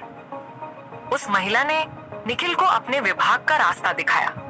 चूंकि निखिल ने कहा था कि उसे सेल्स विभाग के लोगों की जरूरत है, लेकिन वह सफाई और डिलीवरी विभाग के लोगों का भी उपयोग कर सकता है। इसका मतलब था कि वह सेल्स विभाग को प्राथमिकता दे रहा था। सीट लेने के बाद महिला ने पूछा, आपको किस तरह का कर्मचारी चाहिए? एक आकर्षक लड़की, एक परिपक्व महिला, एक नौजवान, या एक हट्टा कट्टा आदमी? निखिल प्रभारी की बात सुनकर अवाक रह गया। ऐसा लग रहा था जैसे यहाँ के लोग कपड़े हों और वह कपड़ों की स्टाइल के बारे में बात कर रही हो। खैर, फिर भी उसने उत्तर दिया, मुझे कोई सक्षम व्यक्ति चाहिए। मुझे ऐसा व्यक्ति नहीं चाहिए जिसे हर पल मेरी निगरानी की जरूरत हो, और वह ऐसा होना चाहिए जो किराने की दुकान में काम कर सके। निखिल द्वारा किए गए विवरण को सुनकर महिला ने सिर हिलाया। फिर वह नौकरी की तलाश कर रहे लोगों की ओर मुड़ी और पुकारा, मेघा, इधर आओ। एक महिला, जिसे नवासी की सुंदरता कहा जा सकता था, अपने साथियों की ईर्ष्या भरी नजरों के बीच भीड़ से खड़ी हुई। वह तेजी से काउंटर की ओर बढ़ी। निखिल ने जो देखा उसके अनुसार उसकी उम्र 20 के दशक के अंत या 30 के दशक की शुरुआत में रही होगी। उसके चलने का तरीका दृढ़ संकल्प और आत्मविश्वास से भरा था। निखिल ने यह देखकर सिर हिलाया। ऐसा लगा कि यह वह व्यक्ति नहीं है जो ग्राहकों के सामने शर्माएगा। उसे बस यह उम्मीद थी कि वह न्यूनतम या बिना किसी निगरानी के काम करने वाली महिला होगी। जैसे ही वह काउंटर पर पहुंची, सेल्स विभाग की प्रभारी महिला ने परिचय कराया। ये मेघा है। इसने 3 साल तक एक किराने की दुकान में काम किया है और वह दुकान मालिक के शहर छोड़कर जाने के कारण बंद हो गई थी। वह 1 हफ्ते से ड्यूटी पर नहीं है, इसलिए उसका कौशल अभी भी ताजा है। निखिल ने सिर हिलाया। वह यही ढूंढ रहा था। चूंकि उसे किराने की दुकान चलाने का अनुभव था, इसलिए वह स्टॉक और कीमतों के मामले में उसे सलाह दे सकती थी कि क्या करने की जरूरत है। ये जानना जरूरी था कि हालांकि निखिल ने पढ़ाई की थी, लेकिन वह दुकान चलाने में कुशल नहीं था। इसके अलावा एक किराने की दुकान बेकरी से अलग होती है, इसलिए मुनाफे को अधिकतम करने के लिए हर चीज का अपना तरीका होता है, जिसका पालन करना जरूरी होता है। उसने अपनी स्वीकृति दिखाने के लिए सिर हिलाया। विवरण और अन्य चीजों के बारे में यह ब्रोकर कंपनी निपट सकती थी। यदि भविष्य में कोई समस्या आती तो वह मुआवजे की मांग करने के लिए इसी कंपनी के पास वापस आता। खैर, अपने खाते में 50 मिलियन के साथ स्टोर की कीमत उतनी ज्यादा नहीं थी, लेकिन फिर भी यह सुनिश्चित करने में कोई बुराई नहीं थी कि उसका पहला व्यवसाय विफल न हो। सेल्स विभाग का काम होने के बाद वह तुरंत डिलीवरी विभाग की ओर बढ़ा। यह एक और क्षेत्र था जहां भरोसेमंद लोगों की जरूरत थी। यह अच्छा नहीं होता कि जिस व्यक्ति को सामान पहुंचाना है वह अचानक सामान लेकर ही भाग जाए। यहाँ का प्रभारी एक मध्यम आयु वर्ग का आदमी था। यहाँ शहर को अच्छी तरह से जानने और किराने की डिलीवरी का अनुभव रखने, गाड़ी चलाना जानने आदि जैसी शर्तें देने के बाद उसे एक व्यक्ति मिला। उसका नाम जॉर्ज था। हालांकि वह केवल 23 साल का था, लेकिन वह 5 साल से डिलीवरी मैन के रूप में काम कर रहा था और उसके किसी भी पिछले नियोक्ता को कोई शिकायत नहीं थी। निखिल ने सिर हिलाया। वह यही चाहता था। जहां तक सफाई विभाग का सवाल है, स्टोर में दूसरों के साथ मिलकर काम करने के अलावा और कोई बड़ी शर्त नहीं थी। चयन पूरा होने के बाद भुगतान और अनुबंध पर चर्चा करने का समय था। निखिल लंबी अवधि के कर्मचारी चाहता था, न कि वे जो 3 दिन काम करें और फिर गायब हो जाएं या छोड़ दें। तय हुआ कि सेल्स विभाग को $3,000 प्रति माह, डिलीवरी को $2,500 और सफाई विभाग को $2,000 प्रति माह मिलेंगे। उन्होंने जो शर्त हस्ताक्षरित की वह यह थी कि उन्हें पहले महीने का भुगतान अग्रिम दिया जाएगा, लेकिन कार्य अवधि 6 महीने की होगी। 6 महीने के बाद यदि वे उसके लिए काम करना जारी रखना चाहते हैं तो वे अपनी कार्य अवधि बढ़ाने के लिए एक और अनुबंध पर हस्ताक्षर करेंगे। जहां तक सेवा शुल्क का सवाल है, वह केवल $1,000 था, जिसका निखिल ने बिना सोचे समझे भुगतान कर दिया। कुल मिलाकर उसने इस यात्रा पर $8,500 खर्च किए थे, लेकिन फिर भी उसके खाते की राशि में कोई खास फर्क नहीं पड़ा। काम पूरा होने पर निखिल 3 कर्मचारियों के साथ ब्रोकर कंपनी से बाहर निकला। आत्मविश्वासी महिला मेघा, दृढ़ संकल्पित युवक जॉर्ज और अंत में चार्ल्स, जो एक शांत स्वभाव का युवक था। चूंकि उसके पास ऐसी कोई कार नहीं थी जो उन तीनों को ले जा सके, इसलिए उन्हें टैक्सी लेनी पड़ी। लेकिन वे तुरंत स्टोर नहीं जा रहे थे, वे डिलाइट मॉल जा रहे थे। कारण सीधा था, उसे अपने कर्मचारियों के लिए वर्दी का एक सेट लेना था। उसके बाद वह देखता कि उनके काम को कुशल बनाने के लिए किन चीजों की जरूरत है। शहर के सबसे लोकप्रिय मॉलों में से एक के सामने पहुंचकर वे तीनों सोचने लगे कि क्या किराने की दुकान यहीं स्थित है। बेशक यह विचार क्षणभंगुर था, क्योंकि अगले ही पल यह खत्म हो गया। आखिरकार डिलाइट मॉल के अंदर अपना व्यवसाय खोलने वाले सभी लोग बेहद अमीर थे और उन्हें कर्मचारी ढूंढने के लिए डैन ब्रोकर्स जैसी छोटी कंपनी की मदद की जरूरत नहीं पड़ती थी। वहां तो बस रिक्ति का विज्ञापन देने भर की देर होती और स्नातकों की एक लंबी कतार लग जाती। निखिल ने उन्हें यहाँ आने का कारण बताया। हमें स्टोर के लिए आपके लिए कुछ वर्दी लेनी है। स्टोर अद्वितीय है, इसलिए आपको वर्दी के कई जोड़े मिलेंगे। हम यहाँ इसलिए हैं क्योंकि वर्दी कस्टम मेड होने वाली है। जैसे ही तीनों ने यह सुना, वे दंग रह गए। ऐसा लग रहा था कि इस बार जिस बॉस ने उन्हें काम पर रखा है वह काफी उदार होने वाला है। मॉल में प्रवेश करने के बाद वे दूसरी मंजिल की ओर बढ़े, जहां कपड़ों के स्टोर और दुकानें स्थित थीं। तारेन डिजाइनर्स। यही निखिल उन तीनों को ले गया। एक सेल्स गर्ल ने तुरंत मुस्कान के साथ उनका स्वागत किया।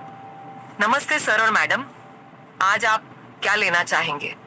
मैं चाहता हूं कि आप इन तीनों के लिए एक वर्दी डिजाइन करें और आप सिर्फ कुछ नहीं बल्कि इनके कई सेट बनाकर मेरी मदद कर सकते हैं, निखिल ने कहा।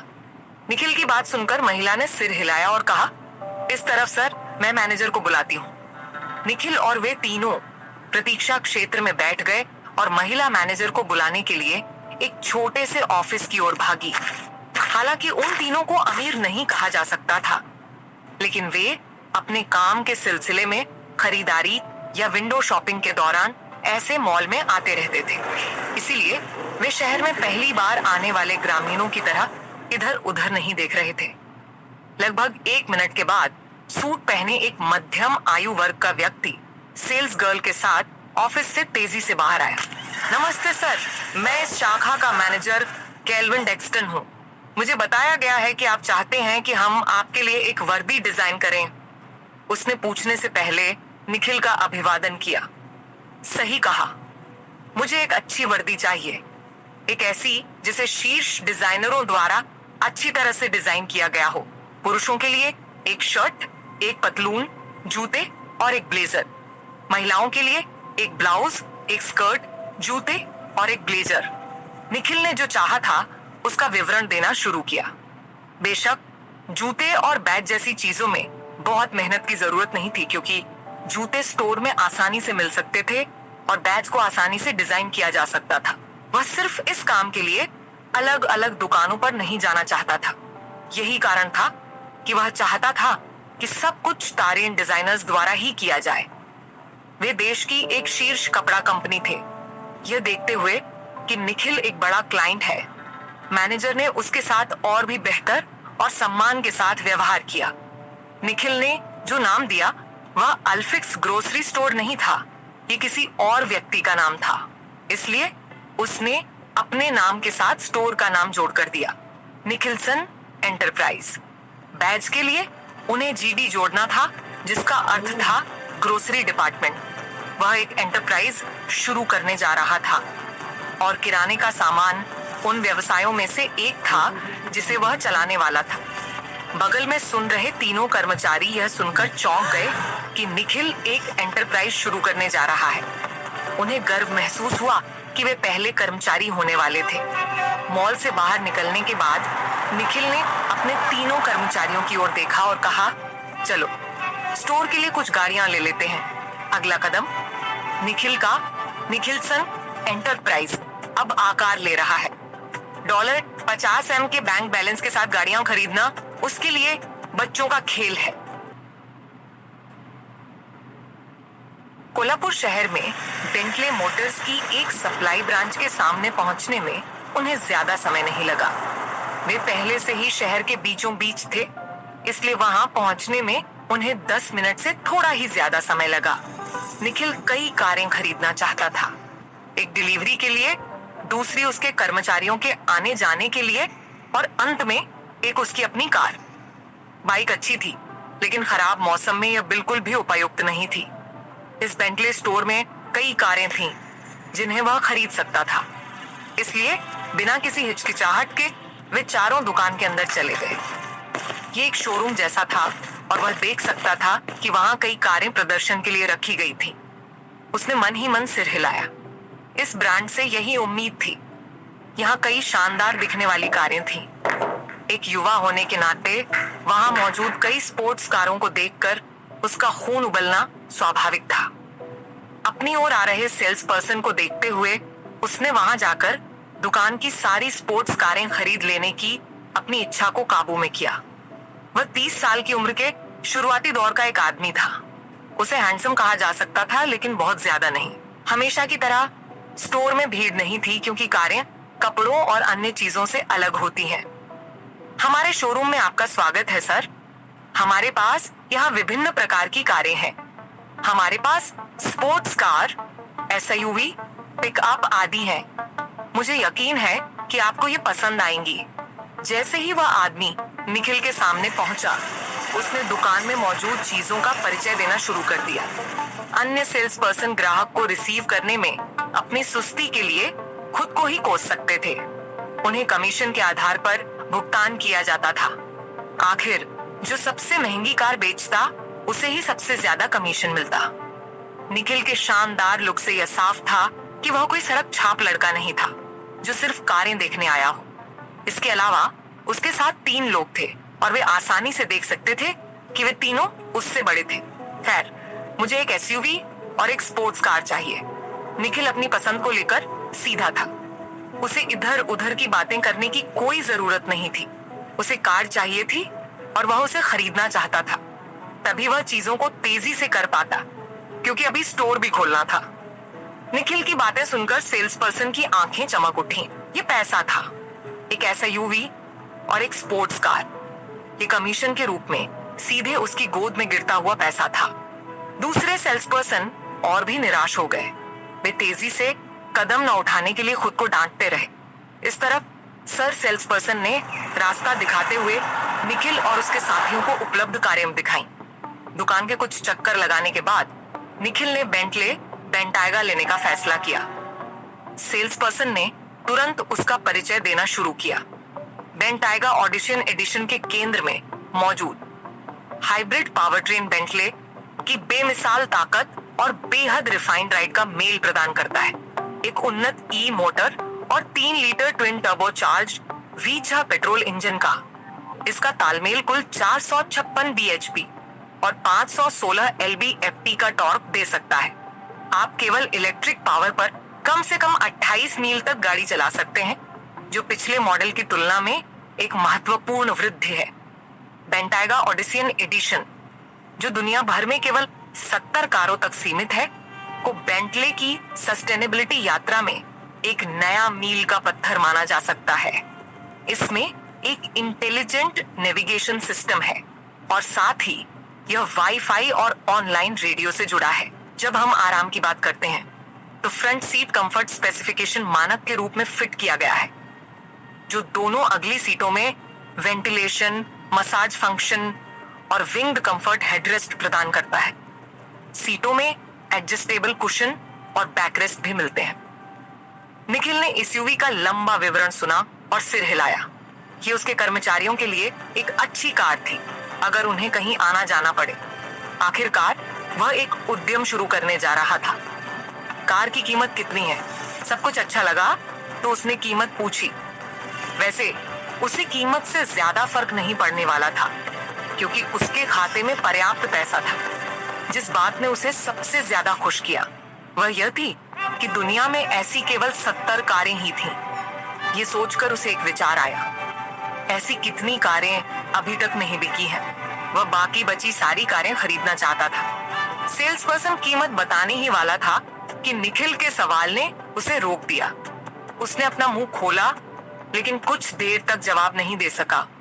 निखिल के गंभीर चेहरे को देखकर उसने तुरंत कहा, अहम, पिछली बार जब मैंने पिछले हफ्ते चेक किया था तब लगभग 38 बची थी। जहां तक कीमत की बात है, इसकी लागत $6,50,399 होगी। निखिल ने सिर हिलाया। कीमत उतनी ज्यादा नहीं थी, इसीलिए वह भुगतान कर देगा। लेकिन यह सुनकर कि 70 में से केवल 38 ही बची थीं और वह भी पिछले हफ्ते की बात थी, वह तुरंत चिंतित हो गया और बोला, कीमत की चिंता मत करो, देखो कितनी कारें बची हैं और पक्का करो कि वे उन्हें किसी और को न बेचें। मैं उन सबको खरीदने जा रहा हूं। जिसने भी उसे सुना वे हैरान और अवाक रह गए। क्या तुमने सुना? वह लड़का दुनिया में बची हुई सारी बेंटले बेंटाएगा खरीदना चाहता है। ये व्यक्ति वाकई अमीर है। मैंने सुना है कि दुनिया भर में एक ही डिजाइन की ऐसी केवल 70 कारें हैं। अब काफी समय हो गया है। ये साफ है कि उन्होंने उनमें से कुछ तो पहले ही बेच दी होंगी। हाँ, मुझे लगता है कि देव आज ऐसा ग्राहक पाकर भाग्यशाली है। उसे निश्चित रूप से बहुत कमीशन मिलेगा। अरे, अगर दुनिया भर में ऐसी केवल 70 कारें हैं, तो यह कार इतने छोटे शहर के शोरूम में क्यों है? ये कंपनी की पॉलिसी है। वे अलग अलग शहरों की अलग अलग दुकानों में कारों को रोटेट करते हैं। अगले हफ्ते अगर यह नहीं खरीदी जाती तो इस कार को दूसरे शहर ले जाया जाता। ओह, अब समझा। यहाँ तक कि एग्नेस, चार्ल्स और जॉर्ज भी यह देखकर हैरान थे कि निखिल 10 से ज्यादा कारें खरीदना चाहता था, जिनमें से प्रत्येक की कीमत $6,50,399 से अधिक थी। फिर उन्होंने मन ही मन सोचा, हमारा बॉस निश्चित रूप से बहुत अमीर है। देव, जो सेल्स पर्सन निखिल को अटेंड कर रहा था, तुरंत दुकान के मैनेजर को बुलाने के लिए भागा। करीब 2 मिनट में ही मैनेजर देव के साथ भागते हुए आया। इस समय तक निखिल के आसपास थोड़ी भीड़ जमा होने लगी थी। यहाँ तक कि जो लोग सिर्फ कारें देखने आए थे, वे भी अपनी बात भूल चुके थे। नमस्ते सर, मैं इवांस मॉरिस हूँ, कोल्हापुर ब्रांच के बेंटले शॉप का मैनेजर। मैंने सुना है कि आप पूछ रहे थे कि कितनी बेंटाएगा बची हैं। मैंने अभी जो जानकारी चेक की है, उसके अनुसार 24 कारें बची हैं। जैसे ही वह आया, मैनेजर ने निखिल का सम्मान पूर्वक अभिवादन किया और फिर उसकी पूछताछ के बारे में बताया। हालांकि केवल 24 ही बची हैं, मुझे वे सब चाहिए। क्या आप उनके डिलीवरी का इंतजाम कर सकते हैं? मैं कल वापस आऊंगा और आपको डिलीवरी के लिए पता दे दूंगा, निखिल ने कहा। यह हो सकता है सर। जैसे ही उसने यह कहा, वह तुरंत बुकिंग करने के लिए अपने ऑफिस की ओर भागा, ताकि यह सुनिश्चित हो सके कि बची हुई कारों में से कोई भी न बिके। आखिरकार अगर उसने ये कारें अपनी दुकान से बेची तो उसका प्रमोशन भी हो सकता था। निखिल ने देव की ओर देखा और उसे अपना कार्ड थमा दिया। देव ने कांपते हाथों से कार्ड लिया। वह उस कार की प्रक्रिया पूरी करने ही जा रहा था जो वर्तमान में दुकान में उपलब्ध थी। तभी निखिल ने उसे रोक दिया। हमने अभी तक स्पोर्ट्स कार नहीं देखी है। इसने देव को तुरंत याद दिलाया कि निखिल यहाँ केवल SUV के लिए नहीं आया था, बल्कि एक स्पोर्ट्स कार और एक पिकअप के लिए भी आया था। उसकी आंखें और भी चमक उठी जब उसने उस कमीशन के बारे में सोचा जो उसे दिन के अंत में मिलने वाला था। वह तुरंत उत्साहित हो गया और स्पोर्ट्स कार सेक्शन की ओर रास्ता दिखाने लगा। भीड़ भी पीछे पीछे चली आई, क्योंकि वे देखना चाहते थे कि यह नया रईस आगे क्या खरीदेगा। उसे एक बेंटले कॉन्टिनेंटल दिखी जिसने उसका ध्यान खींचा और देव ने तुरंत कार का परिचय देना शुरू किया। यह कॉन्टिनेंटल GT है। हाई परफॉर्मेंस और उस व्यावहारिकता का इससे बेहतर मेल और कोई नहीं है जिसकी आपको लंबी यात्राओं का आनंद लेने के लिए वास्तव में आवश्यकता होती है। इसका ट्विन टर्बोचार्ज्ड 4 लीटर इंजन जैसे ही आप पैर दबाते हैं, शानदार प्रदर्शन देने की शक्ति रखता है। साथ ही वह प्रिय एग्जॉस्ट साउंड भी देता है जो केवल वाट इंजन ही प्रदान कर सकता है। कंफर्ट से लेकर स्पोर्ट तक 4 ड्राइविंग मोड्स के साथ और अपनी सेटिंग्स को कॉन्फ़िगर करने की सुविधा के साथ कॉन्टिनेंटल जीटी एक सुखद ड्राइव की गारंटी देती है। कॉन्टिनेंटल जीटी की शक्ति वास्तव में जबरदस्त है। 542 bhp, 3.9 सेकंड में 0-60 और 198 मील प्रति घंटे की अविश्वसनीय टॉप स्पीड। फिर भी शक्ति इस कार के ड्राइविंग अनुभव का केवल एक पहलू है। कनेक्टेड सेवाओं में ऑनलाइन रेडियो, सैटेलाइट नेविगेशन के लिए ओवरडू एयर मैप अपडेट और ट्रैफिक साइन रिकॉग्निशन शामिल है। My Bentley smartphone app perimeter alert जैसी सुविधाएं जोड़ता है, जो आपको सूचित करता है कि आपकी कार पूर्व निर्धारित क्षेत्र से बाहर तो नहीं गई। साथ ही केबिन को इष्टतम तापमान तक पहले से गर्म करने की सुविधा भी देता है। इसमें intelligent navigation system, wireless charging, wifi वगैरह भी है। परिचय वाकई विस्तृत था। निखिल ने सिर हिलाया और कीमत पूछी। इस कॉन्टिनेंटल जीटी की कीमत $73,99,999 है। देव ने चमकती आंखों के साथ कहा। ये साफ था कि इसके बाद उसे मिलने वाले कमीशन की राशि उसके जीवन को एक बड़ा मोड़ देगी। ठीक है, मैं एक ले लूंगा। अब पिकअप की बारी। निखिल ने अपना फैसला सुनाते हुए सिर हिलाया और फिर अपना ध्यान पिकअप सेक्शन की ओर लगाया। शॉप में मौजूद पिकअप्स को देखने के बाद निखिल ने पाया कि वे ज्यादातर लग्जरी पिकअप्स थे और किराने के सामान की सप्लाई ढोने के काम के लिए सही नहीं थे। इसलिए उसने तय किया कि वह जो कुछ भी खरीदने वाला था उसका भुगतान पहले कर दे। वह 24 बेंटले बेंटाइगा खरीद रहा था। कुल कीमत $1,56,09,576 थी। इसके अलावा वह एक स्पोर्ट्स कार कॉन्टिनेंटल जीटी भी खरीद रहा था, जिसकी कीमत $73,99,999 थी। शिपिंग शुल्क, नंबर प्लेट, बीमा और अन्य खर्चों के लिए निखिल ने $27,000 का भुगतान किया। ये सब इसलिए था ताकि काम तेजी से हो सके। फिर बात आई कस्टमाइजेशन की। वह चाहता था कि 5 बेंटले बेंटाइगा पर उसके नए उद्यम का लोगो हो। चूंकि ये पांचों गाड़ियां किराने के विभाग में होंगी, इसलिए निखिलसन एंटरप्राइज के नाम के नीचे जीडी लिखा होना था। बाकी गाड़ियों के लिए निखिल ने फैसला किया कि उन पर उसके ब्रांड का लोगो होना चाहिए। हालांकि लोगो अभी तैयार नहीं था और वह इसके लिए एक डिजाइनर की तलाश करने वाला था। तैयार होने के बाद इसे कपड़ों की दुकान और बेंटले शॉप पर भेज दिया जाना था। जहां तक उसकी स्पोर्ट्स कार का सवाल था, उसमें कुछ भी जोड़ने की जरूरत नहीं थी। उसे लगा कि वह जैसी है वैसी ही ठीक है। इन सभी 24 कारों के कस्टमाइजेशन में उसे कुल $1,49,500 का खर्च आया। चूंकि वह वर्तमान में शॉप में मौजूद कार का उपयोग करने वाला था, इसलिए बाकी गाड़ियों की डिलीवरी के बाद ही उनमें कस्टमाइजेशन किया जाना था। पूरी प्रक्रिया पूरी होने में 1 घंटे से अधिक का समय लगा। इसके तुरंत बाद निखिल मैनेजर इवांस मॉरिस और खुश मिजाज देव के साथ दुकान से बाहर निकला, जबकि अन्य सेल्स पर्सन और वहां आए लोग उसे ईर्ष्या और विस्मय भरी निगाहों से देख रहे थे। निखिल ने अभी कुल $2,31,86,075 खर्च किए थे। इससे उसका बैलेंस $2,84,29,436 रह गया।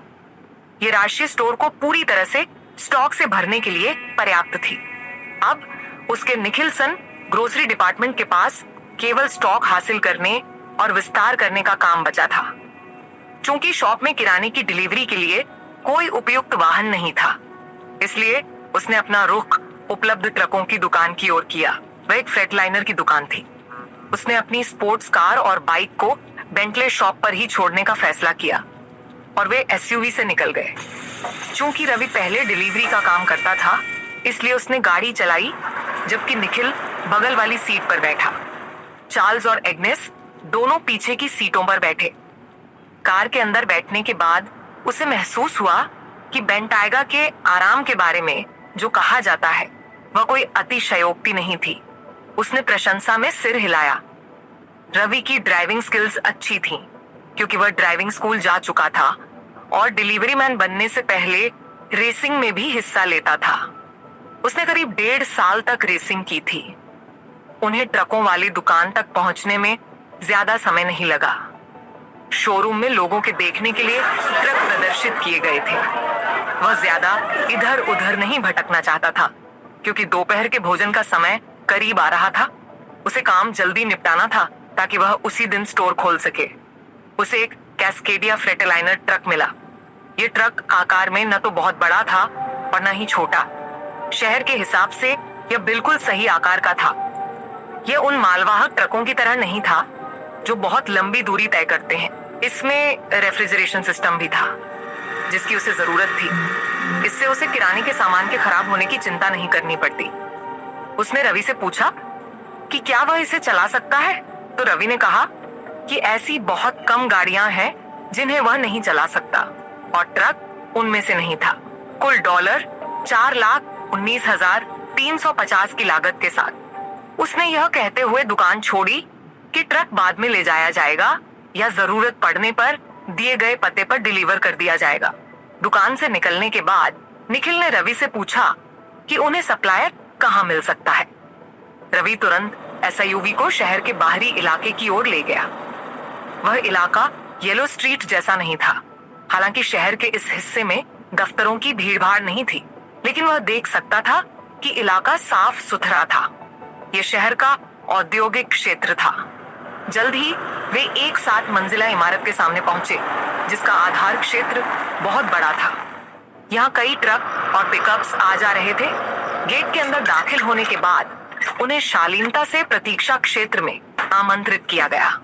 आखिर बेंट टाइगर एक हाई प्रोफाइल गाड़ी थी और इस वजह से उन्हें सम्मान दिया गया। चूंकि रवि यहाँ पहले भी आ चुका था, इसलिए वह प्रक्रियाओं से परिचित था। कुछ ही देर में उनकी मुलाकात सेल्स विभाग के मैनेजर जनेश से हुई। स्वागत है मिस्टर निखिल। चूंकि निखिल को अल्फोंसो नाम का उपयोग न करने के लिए कहा गया था, इसलिए उसने इसे बिल्कुल भी इस्तेमाल न करने का फैसला किया। मैं आपकी कंपनी के साथ सहयोग करना चाहता हूँ। जाहिर है यह सहयोग किराने के उत्पादों की आपूर्ति के लिए है। निखिल सीधे मुद्दे पर आया। आप कितना स्टॉक चाहते हैं, इसी से हमारा सहयोग तय होगा, जनेश ने जवाब दिया।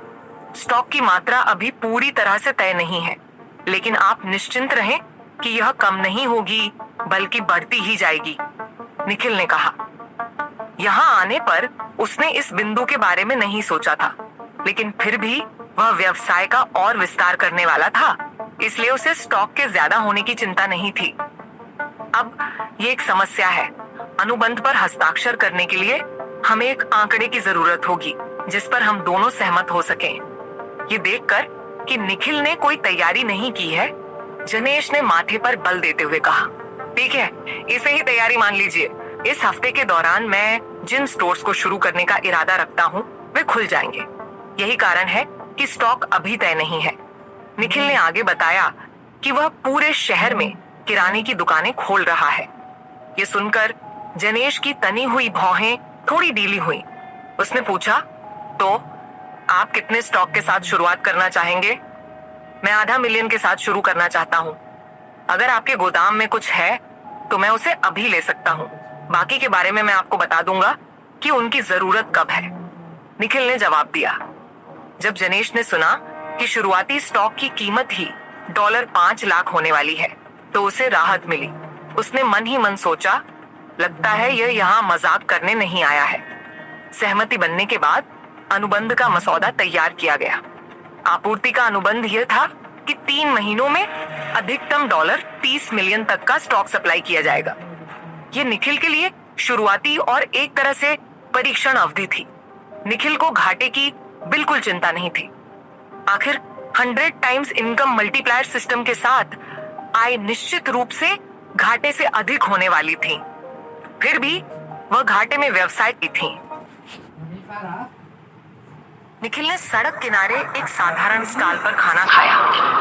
जाहिर है उसकी कार ने भीड़ का ध्यान खींचा, लेकिन निखिल उनसे बात करने के मूड में नहीं था। जैसे ही उसने खाना खत्म किया, वह तुरंत शहर के केंद्र की ओर निकल पड़ा।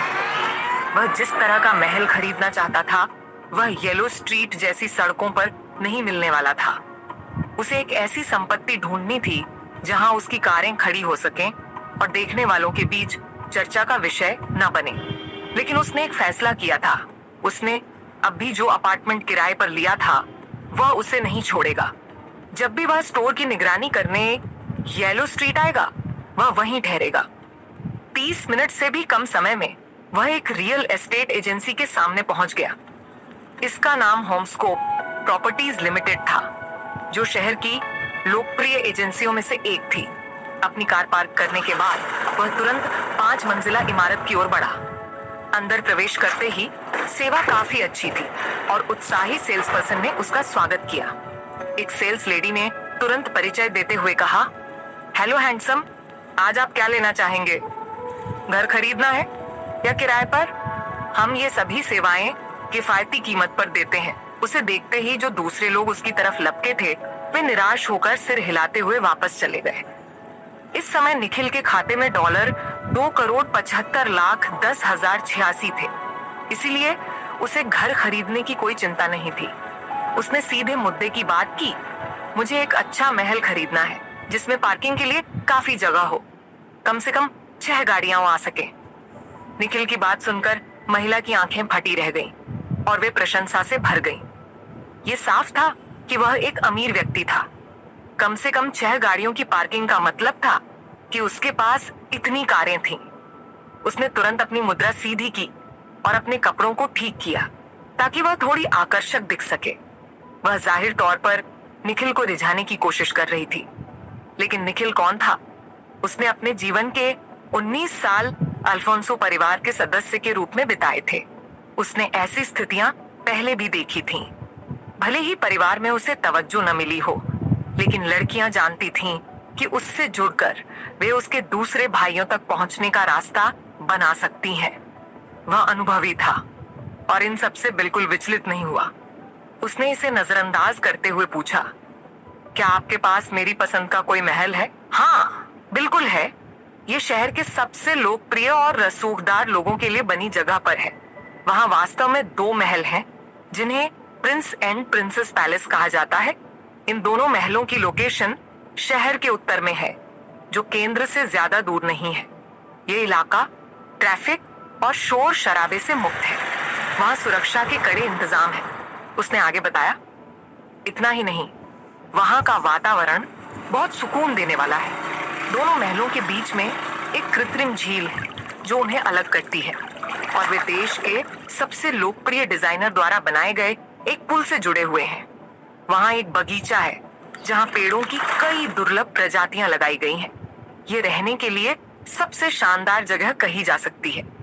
पार्किंग की बात करें तो वहाँ एक बड़ा स्थान है जिसमें कम से कम 10 कारें आ सकती हैं। निखिल इस महल से काफी प्रभावित हुआ। उसे लगा कि वह यही चाहता था, लेकिन वह एक बात पक्के तौर पर जानता था, इसकी कीमत कम नहीं होने वाली थी। सेल्स लेडी ने जानबूझकर इन 2 महलों का जिक्र किया था।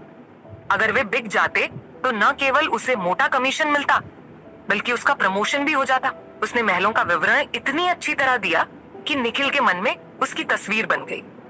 निखिल को पूरी तरह समझाने के लिए वह उसे सबसे ऊपरी मंजिल पर ले गई, जहां महलों और विला के कई मॉडल रखे थे।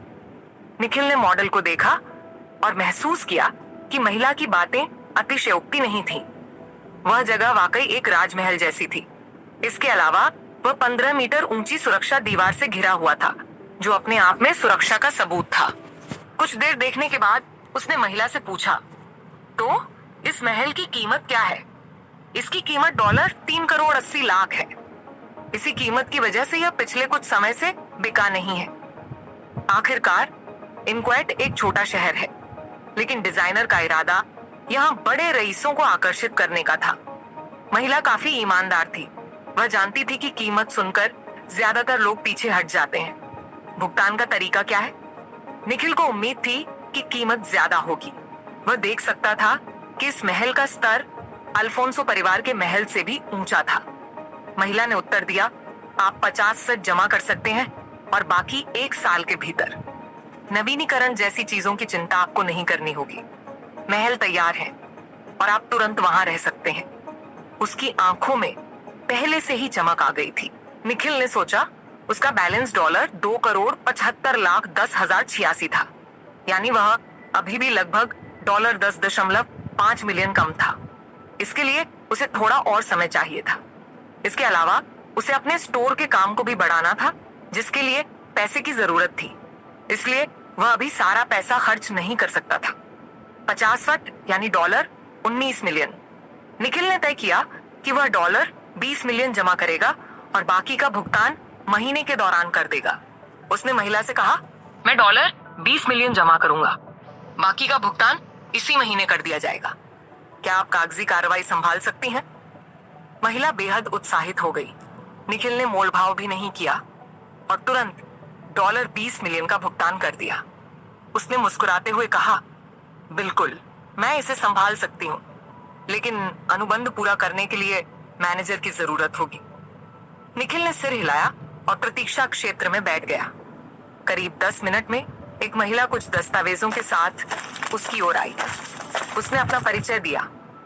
नमस्ते, मैं सबरीना फोल्क हूँ, होमस्कोप प्रॉपर्टीज लिमिटेड की शाखा प्रबंधक। निखिल ने शालीनता से उसका अभिवादन किया। उसे दिखावा करने की जरूरत नहीं थी। वह एक साधारण व्यक्ति की तरह पेश आया।